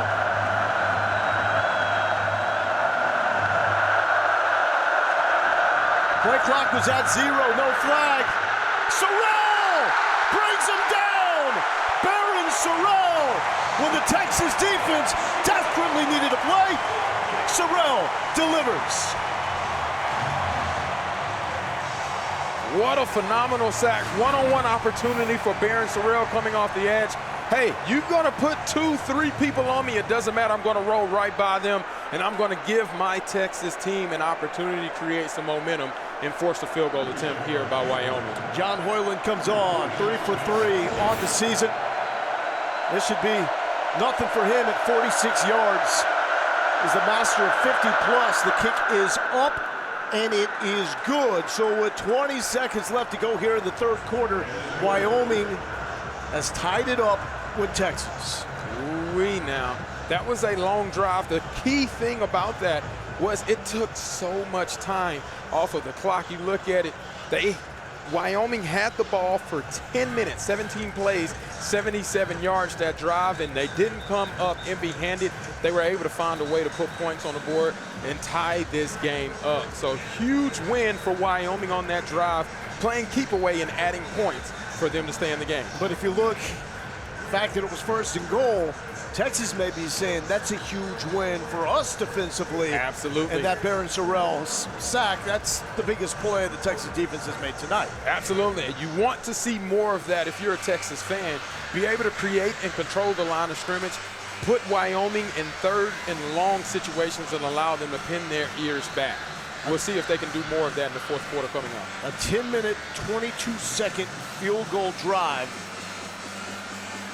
So we know what's on order for the Texas offense. They got to move the ball, take some time off the clock, and let this Texas defense just recover.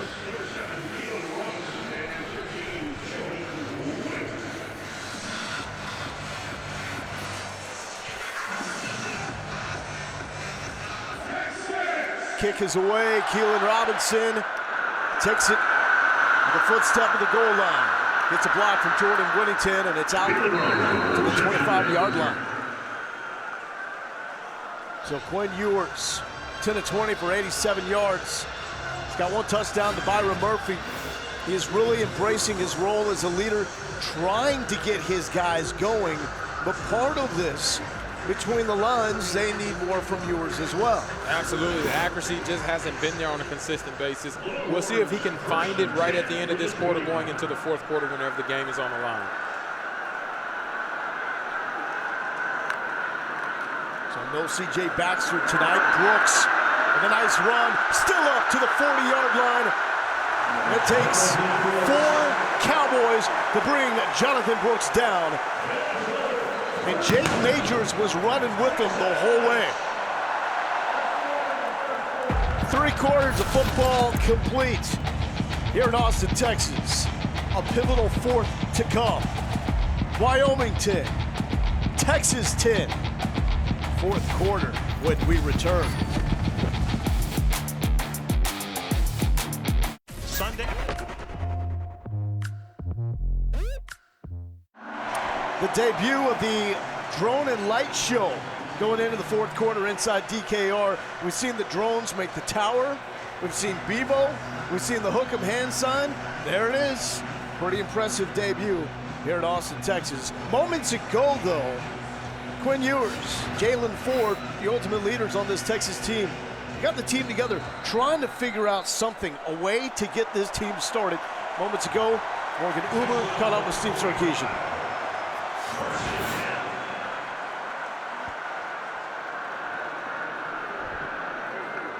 Yes, going forward.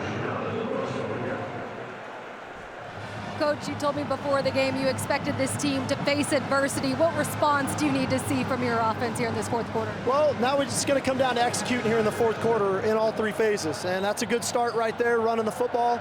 We got to be able to stop the run defensively on 1st down so we can get off the field on defense, and then we got to extend drives on offense. So we had a good first drive. That was just a really short quarter. A motivated Jonathan Brooks, back-to-back solid carries, quick toss to Xavier Worthy.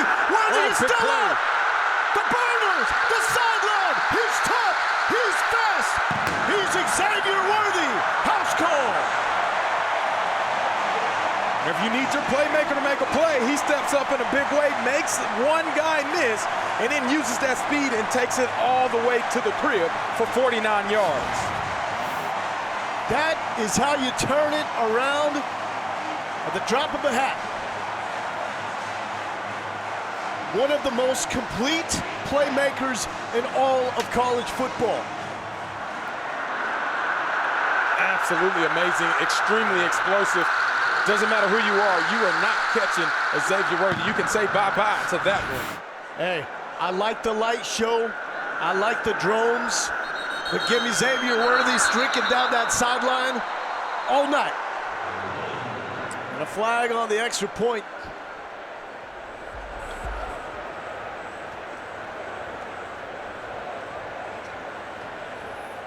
Wow. Talked about team speed, and Xavier Worthy mentioned Jaden Blue as one of the fastest, but he never said anyone was faster than him. And it showed on that play right there. When it's the truth, it's the truth. Disconcerting signals on the defense. The defense clapped for the cadence. Half the distance to the goal. We're away to try for the 1.5. So Wyoming simulating the snap with the clapping of the hands. So that will move up this extra point attempt. Trying to make it a 7-point game. Worthy has some magic when he gets close to that sideline. The play he made against Alabama last week, coming out of the backfield, lowering the shoulder. He knows what he's doing. Woo.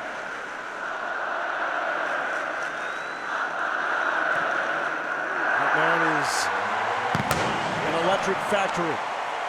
You need a play to get you going. There's no question. That play is going to come from the man wearing number 1 on his chest and lead this Texas team. 17-10, Longhorns take the lead. You might not know this. Been there, done that for Xavier Worthy. Told us yesterday he grew up, in his words, quote, super small.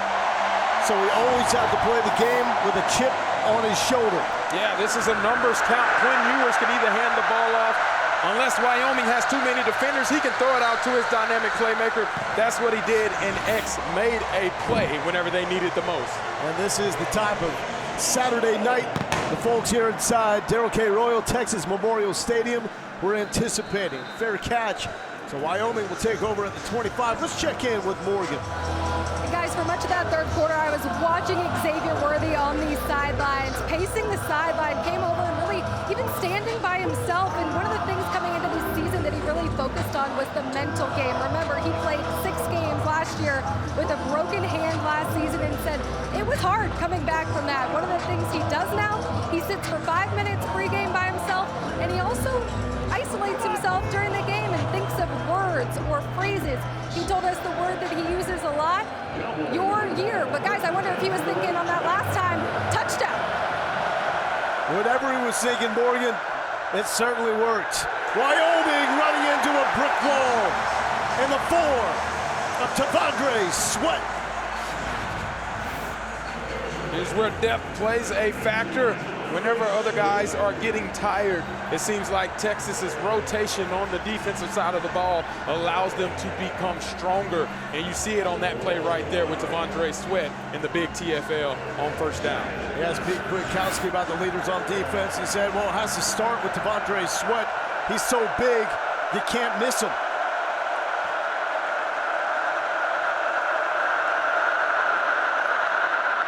Wyatt Wieland, wide open. Now, Xavier Worthy has also been toughened up from his time on the 40 acres. Absolutely. Because constantly, you've been to the practices. You know it's nonstop trash talk from Michael Huff and Vince Young. Over and over and over. We even asked him, so what do you say back? He said, it's VY. What can I say back? He's putting together a type of career where he's going to have some room to talk. Absolutely. He's putting up some phenomenal numbers. We'll see that consistently happen over the course of the season. 3rd and 3. Harrison Whaley, the running back. Svoboda to throw. It's short of the sticks. Barron up ends Wieland.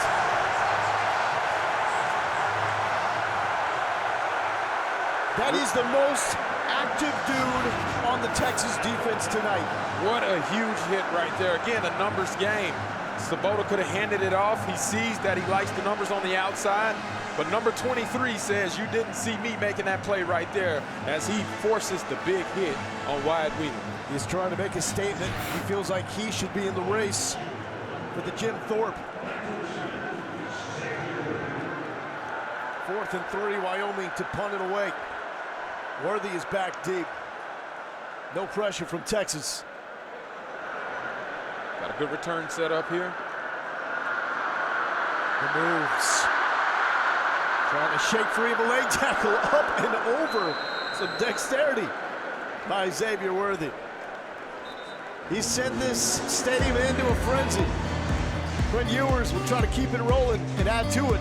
Texas up by a touch. Texas football on Longhorn Network is presented by your South Texas Ford dealers, proud truck provider for Bevo, and in part by Yeti, built for the wild, and Bud Light, it's for the fans. Texas Athletics Hall of Honor is the most prestigious recognition awarded by the Texas Athletics Department, and there are the 11 inductees in the class of 2023. In the middle, it's Quan Cosby hamming it up. And of course, you got to have a big fella protecting you on the outside. Jonathan Scott, the man for the job. So congratulations to all the inductees into the Texas Athletics Hall of Honor. Last time out, Xavier Worthy electrified the place. Touchdown catch. Jonathan Brooks, though, has quietly been the setup man for this Texas offense. Absolutely. Whenever this offense has had success, it hinged off of the success they've had running the ball. Jonathan Brooks right at the forefront. Do expect to see C.J. Baxter, true freshman from Florida, back in action next week for the Big 12 opener against the Baylor Bears. Had a sprain on the top of his foot. Went through that in the win against Alabama. Steve Sarkisian told us coming into this game he would be surprised to see him. Maurice Blackwell also unable to go in this game. Key special teams standout linebacker should make his return next week against Baylor. We need to see the status going forward for Cole Hudson, who was knocked out of the game in the first half. 3rd and 1. Jonathan Brooks into the open field. One man. Do you have enough? Brooks, the stiff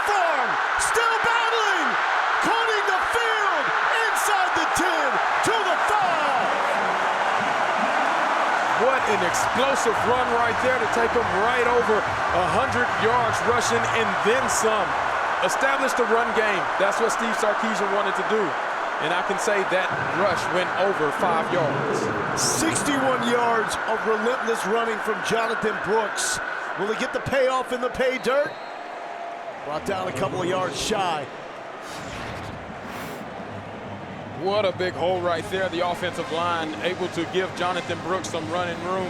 Jonathan Brooks uses that stiff arm to be able to extend it, allow those two people to hit each other and put himself in position to try to hit pay dirt coming up. Give it up to Easton Gibbs, though, for staying in on that play to prevent the touchdown after Brooks broke free from Tyreekis Davis and cut it back. 161 yards. That's not bad.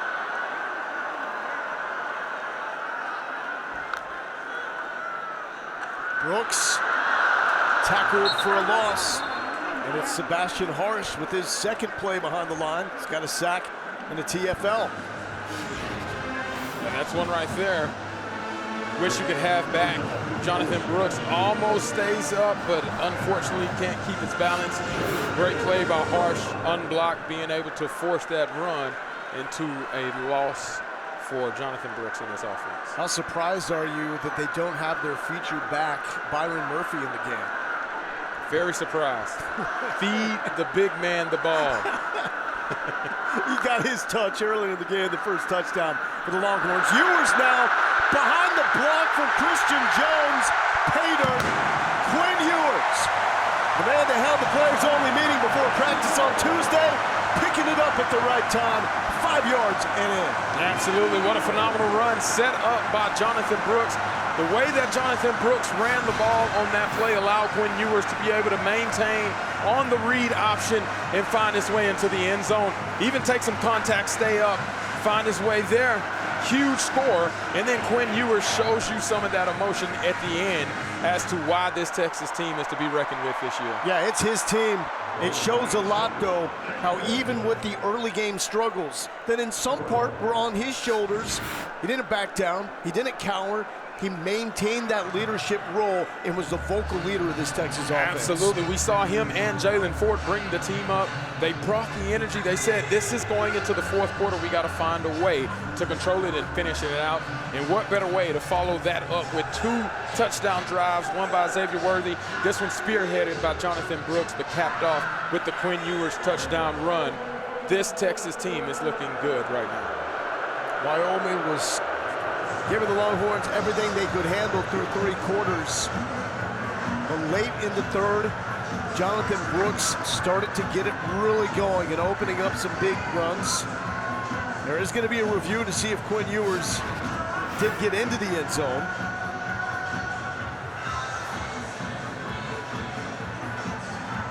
Checking if that elbow hits the ground before the ball crosses the plane, and it looks actually closer than I originally imagined. But as the football rolling into the end zone, it looks like, you can see it on the other side of that shot. Important to note, the call on the field was a touchdown. That's a touchdown. Evidence to be able to overturn it, clear and concise. I don't know if that shows he was not in the end zone clearly before his elbow hit the ground. So Brooks got it going. The electric Xavier Worthy got everybody back into this thing, and Quinn Ewers showing the toughness to get into the end zone, pending this review. That and the extra point, make it a 14-point game.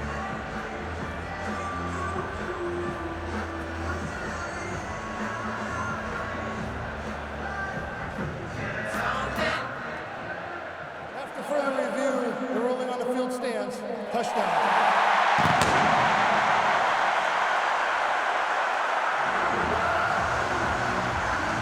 This is such a great atmosphere inside this stadium. Credit multiple departments and people here at the University of Texas for reshaping the game day experience at a time where the program was going through a rough spot. When Steve Sarkisian came in, has recruited his tail off.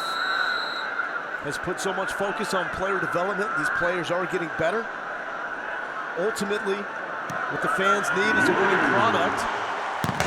As the extra point is up and good, that will get you into it. And then if you add something extra, like Chris Del Conte, Drew Martin, and his staff at the University of Texas have done with Bevo Boulevard, the redone south end zone, the new light show, and just the configuration of where the students and the band are sitting. And the students, give them so much credit for showing up and being loud. They were here early, and Steve Sarkisian made his walk around the field, went right up to them, and they were loving every minute of it. This is a completely different environment now. Absolutely. I mean, the fans were here probably as early as 4 p.m., 3 hours before kick, getting hyped up. That's not the atmosphere that has been at DKR all the time, and so credit to everybody that put a hand in there. This atmosphere is absolutely rocking right now. Morgan, what do you got? Well, guys, on the sidelines for Texas, too, it's an entirely different environment than it's been this entire game. After that last touchdown, Quinn Ewers coming off the field, finally showing emotion, chest bumping with Adonai Mitchell, saying, let's go, let's go. Finally getting his guys hyped up. He's been really calm and quiet this entire game until right now, guys. Morgan, thank you so much. Fonzie, this strikes me as one of those games where great teams win ugly. I mean, you look at the 05 team. That had some games where they had to win ugly. Absolutely. Oh, yeah. Texas A&M. Yep. And leading up to that, the fourth down conversion by Vince Young against the Kansas Jayhawks. I mean, really good teams that led up to that. Strikes me as one of those games.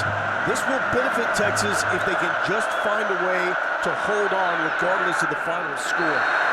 Svoboda looking for Wheelan. Brooks on the coverage. Broke that up. So now be alert here. Wyoming is a little pressed for time. Little under 9 minutes left in the game. They haven't had to force the ball downfield as much because they've been able to control the time of possession. Now they have to open up the playbook a little bit. Be looking for these Texas defenders to be aggressive in trying to create a turnover, which they haven't gotten yet. This is a Wyoming team that has struggled with turnovers. 4 of them coming into this game. 3 of them lost fumbles from the running back position, but Harrison Whaley has given them a completely different look. They're picked off! Give him 6! A pick 6! Jaron Thompson, back-to-back games with interceptions. That's a big one. Just remember, I just said, the quick outs is what they like to do. They got to push it downfield. Be alert for the turnover. Jaron Thompson, he must have hurt me. Maybe my microphone goes right into his helmet. He heard me, he picks it off, reads it. That's Jaron Thompson's second pick in 2 weeks straight. This one goes the distance. Phenomenal play, phenomenal read by him, being able to help this Texas defense get their first turnover on the night. When you talk about a heady player, he could have gone in a different direction. He got burnt by Alabama to let the Crimson Tide back into the game last weekend. Came back with an interception on the very next play from scrimmage. Does it again here. 27-yard return. The DBs have said, we cannot let Jalen Ford and the linebackers have more interceptions than us. Well, they're doing a good job right there. Jaron Thompson with 2. Jahdae Barron had 1 last week. They are putting it on right now against Wyoming. Sunday Night Baseball. Sundays at 7. Takeaways, the name of the game. Jaron Thompson hitting another one. 3 picks for the Texas DBs in the last 2 games. This one's special because it puts Thompson and the Longhorns in the end zone. 31-10. Not how you start, how you finish. These Texas Longhorns now ranked number 4 in the AP Top 25. Saving the best for the last 15 minutes of this game. Wyoming has been game. They've been up to the challenge, but Texas has outlasted them and flipped the momentum in the 4th quarter. Wheelan, the fear catch. Wyoming will take over at the 25. That brings us to our plays of the game presented by the official beer sponsor of the Texas Longhorns, Bud Light. There's Quinn Ewers getting them hyped right now. This was a wake-up call. How are we going to find a way to make a play? Who's going to step up and find a way to make a play? He finds his big dynamic playmaker, Xavier Worthy, 49-yard reception right there. And then let's get this thing back started on the ground game where we found success. Jonathan Brooks takes it in, and then Jaron Thompson reads the pick, finds a way to intercept it and take it all the way to the house. Big plays to help change the outcome of this game. Swarming Texas defense. Vernon Broughton with the stop. Second straight fourth quarter that the Longhorns have put up 21 points. Still got 8.5 left. Really like the response from Quinn Ewers. He was not good early. That's what you want to see from a leader. Battle back, find ways to get success even whenever it looks ugly. Showing some resiliency in this game. See what's left in the tank for Wyoming. Backwards. Anthony Hill Jr. Xavier Worthy calls him a force of nature. Mama, there go that man. Finds a way. Tavondre sets, splits the double, and then Anthony Hill Jr. comes to clean him up. What a great play by those two guys, not letting Harrison Whaley get loose anymore tonight. He's just got this childlike enthusiasm, love for the game, but when it's time to go, he turns it on and plays with an unmatched intensity. Hearing the Texas staff talk about Anthony Hill reminded me a lot of the stories that I heard about VY and his playing days on the offensive side of the football. 3rd and 8 for Svoboda, pressured and hit. And there he is, Byron Murphy, when he's not hauling in. Touchdown passes from quarterbacks, he's dropping them in the backfield. They got the pressure there to set up a 4th down. That's where this Longhorn pressure comes into play. You can't block them all, and even if you have a man on them, there's still somebody being able to make a play. Byron Murphy shows exactly why he was one to be reckoned with on that defensive line. He is so good. Absolutely. And apparently on both sides of the ball. We weren't even aware that he could haul in touchdown catches. 4th and 8. Wyoming, plenty of time to get the punt off. And Xavier Worthy retreating to the 25. Oh, he's making a move. Whittington gives him a block. He's got real estate. A block from Crawford. Keelan Robinson is running with him. Gets a block from Burke and is taken down at the 44-yard line. Oh, Xavier. X marks the spot for excellence. A lot to like about the man with number 1 on his chest. Absolutely, extremely dynamic. Made the guy eat turf on the way of this dynamic and explosive run right there. Xavier Worthy is that dude. Ford, they're devoted to their customers. It's game day. Long Galindo here with Fozzie Whitaker. Fozzie, Keelan Robinson typically uses his speed to run away from contact. Not on special teams. How about him utilizing his speed to take out that cowboy punter right there? I don't think he knew what he was in for, but Keelan Robinson made sure he found out very quickly. Somehow that was only a 32-yard return, even though I'm pretty sure he ran 80 yards reversing fields. Brooks staying up, Christian Jones trying to keep him moving forward.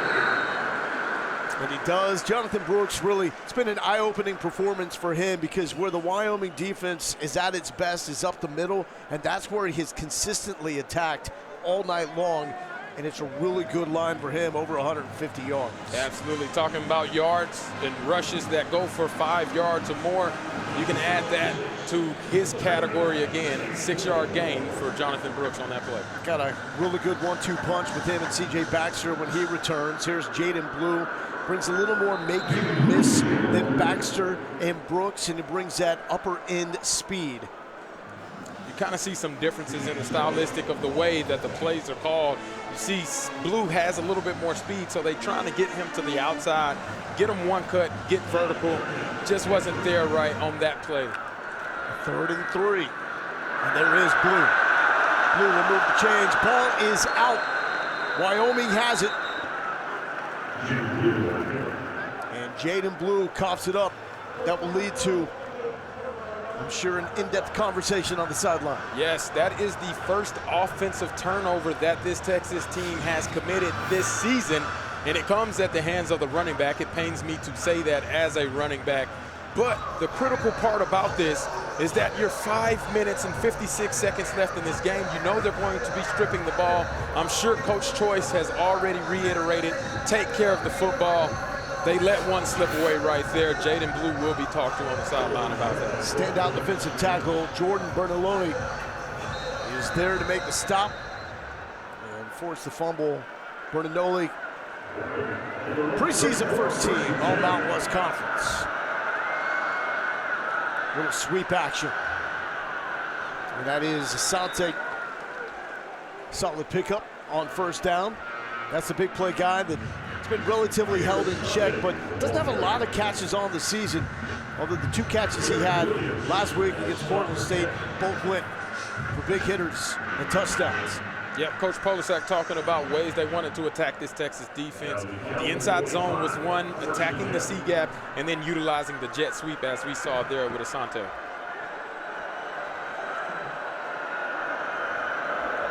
Wayland in motion.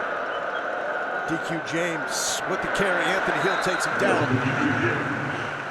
What is it about Anthony Hill that's allowed him to make such an impact so quick? Man, he has a nose and a knack for the ball. Wherever the ball is, you can find Anthony Hill there. He makes a great read right there on the inside zone play. He slow plays it, waits for the running back to cut back, and then boom, here I am like a jack-in-the-box, pop him up, find a way to get DQ James down on the ground. Top linebacker recruit in the class of 2023. And I'm just going to say it, brings back some memories of Derek Johnson in terms of a linebacker making an impact from day one on the 40 acres. James is tripped up close to the marker, saying first down, move the chains. DQ in the Dallas area, standing in at 5'7", 170. Tough runner for his size as well. It's a Wyoming team that should make a run in the Mountain West. They lost their final 3 games of last season after a really good start. That correlated with an injury to Andrew Peasley. Suffered a concussion at the end of the season. And the team just was not right after that, as Javon Tapp, another young fella, makes a stop. But even though Wyoming was picked 6th in the preseason poll in the Mountain West, they still led the conference with the most selections to the preseason all-conference team. I don't get that. Yeah, the math is not mathing on that right there. Whenever you have some great players, they show up in great ways, and we already seen some of those guys flashing as they've created turnovers on the defensive side and controlled the line of scrimmage on the offensive side early on in this game. And the pickup of Harrison Whaley, getting him back healthy, that is going to be huge for the Cowboys, as that is Jamari Farrell, junior out of Mission Viejo. It's brought down by Jamon Tapp, but not after picking up the first down. I'm actually still surprised to see how much control this offensive line is able to put a push on this Texas defensive line. We saw the last couple of drives, Texas find a way to get that momentum, but it seems as though Wyoming just going back to the bread and butter. I know they're down 21 points, but it's still a lot happening that makes me wonder, how does Texas stop the run game in the future for teams that can do it at a more efficient clip or with higher caliber players down the line? Well, Fozzie, let's get to tonight's Big 12 highlights, brought to you by Dr. Pepper. The early game was wild with Kansas State falling to Missouri. Missouri kicked the longest field goal in SEC history at 61 yards. Wow. What an unbelievable finish right there. I got to see that at home, and it was a great game all the way through. Wait, hold on. You want to try the telestrator with Oklahoma State. Oklahoma State, you can do it. This is Fozzie's first attempt at the telestrator. Pretty close. That's good. That's solid. I'll take South Alabama takes them down 33-7. BYU, the newcomer, over Arkansas, 38-31. West Virginia, 17-6 over Pittsburgh. And it's TCU over Houston. That's going complete the circle. Come on, Fozzie. It didn't work. Come on, Fozzie. My apologies, everybody. I can't guarantee you ever going to have another shot at this. It's the last game on Longhorn Network, and you know you need to go out with a bang with your telestration work. Swoboda flipping it out to Trayton Welch. Welch to the 15, and he is brought down by Derek Williams Jr., freshman out of Louisiana. Like I mentioned, Wyoming, even though they are down 21 points right now, they are still playing as if everything is on the line, and that's what you want to see. Evan Swoboda staying very calm, cool, and collected in a pocket, finding his outlet in Welch for a big gain to help extend this drive, put them in the red zone. 2 minutes and change left for the Wyoming Cowboys. James with a carry, trying to bounce it left side. There is a flag down, and he's dropped by Keaton Crawford. Nice pursuit there by Crawford. Let's check out the flag. Offside. Defense number 45 lined up in the neutral zone. 5-yard penalty, first down. So that is going to be against Vernon Broughton. Another one of those procedural penalties that could be cleaned up. Obviously, you don't want to have those happen at all in the game, but especially late in the game, whenever the game is out of hand, you don't want to slow it down or give Wyoming any other opportunities to make plays and put more points on the board. Clock keeps running. 1:45 left. James gets the carry between the tackles inside the 5-yard line. Derek Williams again. He's in. We got some of the young pups in there. Nyanga Lafau, freshman from Hawaii, number 18 at linebacker, getting some run. There's Malik Muhammad. He's a true freshman. Has played some major minutes and dropped for a loss. Vernon Broughton, although turf monster, got DQ James there. Well, that's one way to make up for that neutral zone infraction right there. Go get a TFL for the amount of yardage that you almost gave up on the penalty. So big play for TFL and Vernon Broughton.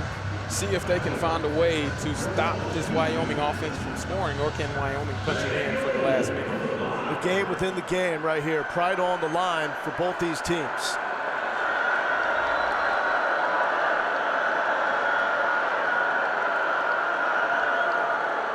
Swoboda, play action, rolling. Anthony Hill recognizes, tries to get a late break on Swoboda, but that is incomplete in the end zone. But it will be a 3rd and goal.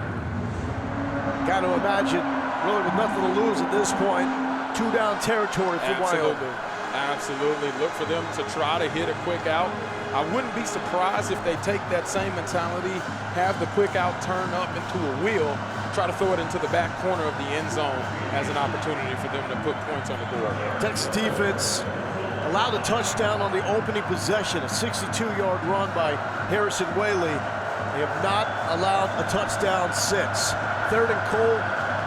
Play clock winded down. Swoboda rolling to his right, throwing on the line, and that is Gillenborg in for the touchdown, but there is a flag right at the goal line. Penalty, I think they're going to get called for offensive pass interference. Ooh.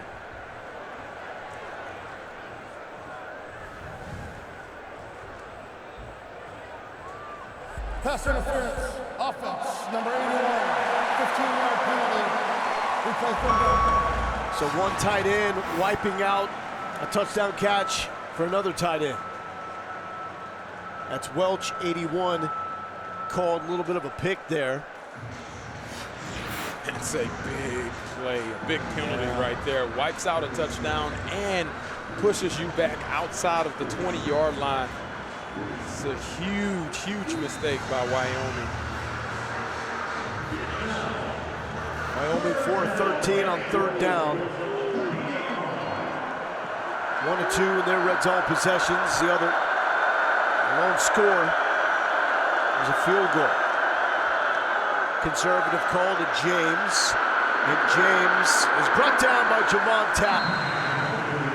Redshirt freshman from Donaldsonville, Louisiana. Surprised by the play call right there. I thought they'd stay a little more aggressive, try to put points on the board going off in that 3rd quarter, but seems as though that'll be it. How about this? Texas moves to 3-0 for the first time since 2012. Wow. It's been far too long. Too long. Tell me how concerned you were at halftime. I was very concerned, and I still have concerns, but a win is a win. Texas still needs to find a way to shut down that inside zone. Teams are going to look at that moving forward and see Texas as a susceptible option in running the game, running in the middle, especially with the inside zone. So concern was there. Texas found a way to make the adjustments at halftime and put on a big show in the fourth quarter again. Big 12 play starts next week against Baylor. Texas looking good going into the start of conference play. So the final Texas football game on Longhorn Network, in no way, shape, or form is it about us. But I gotta tell you, dream come true to be able to share these moments with the Texas fan base. On behalf of everyone at Longhorn Network, thank you for allowing us into your home. We appreciate you. Now that Welcome to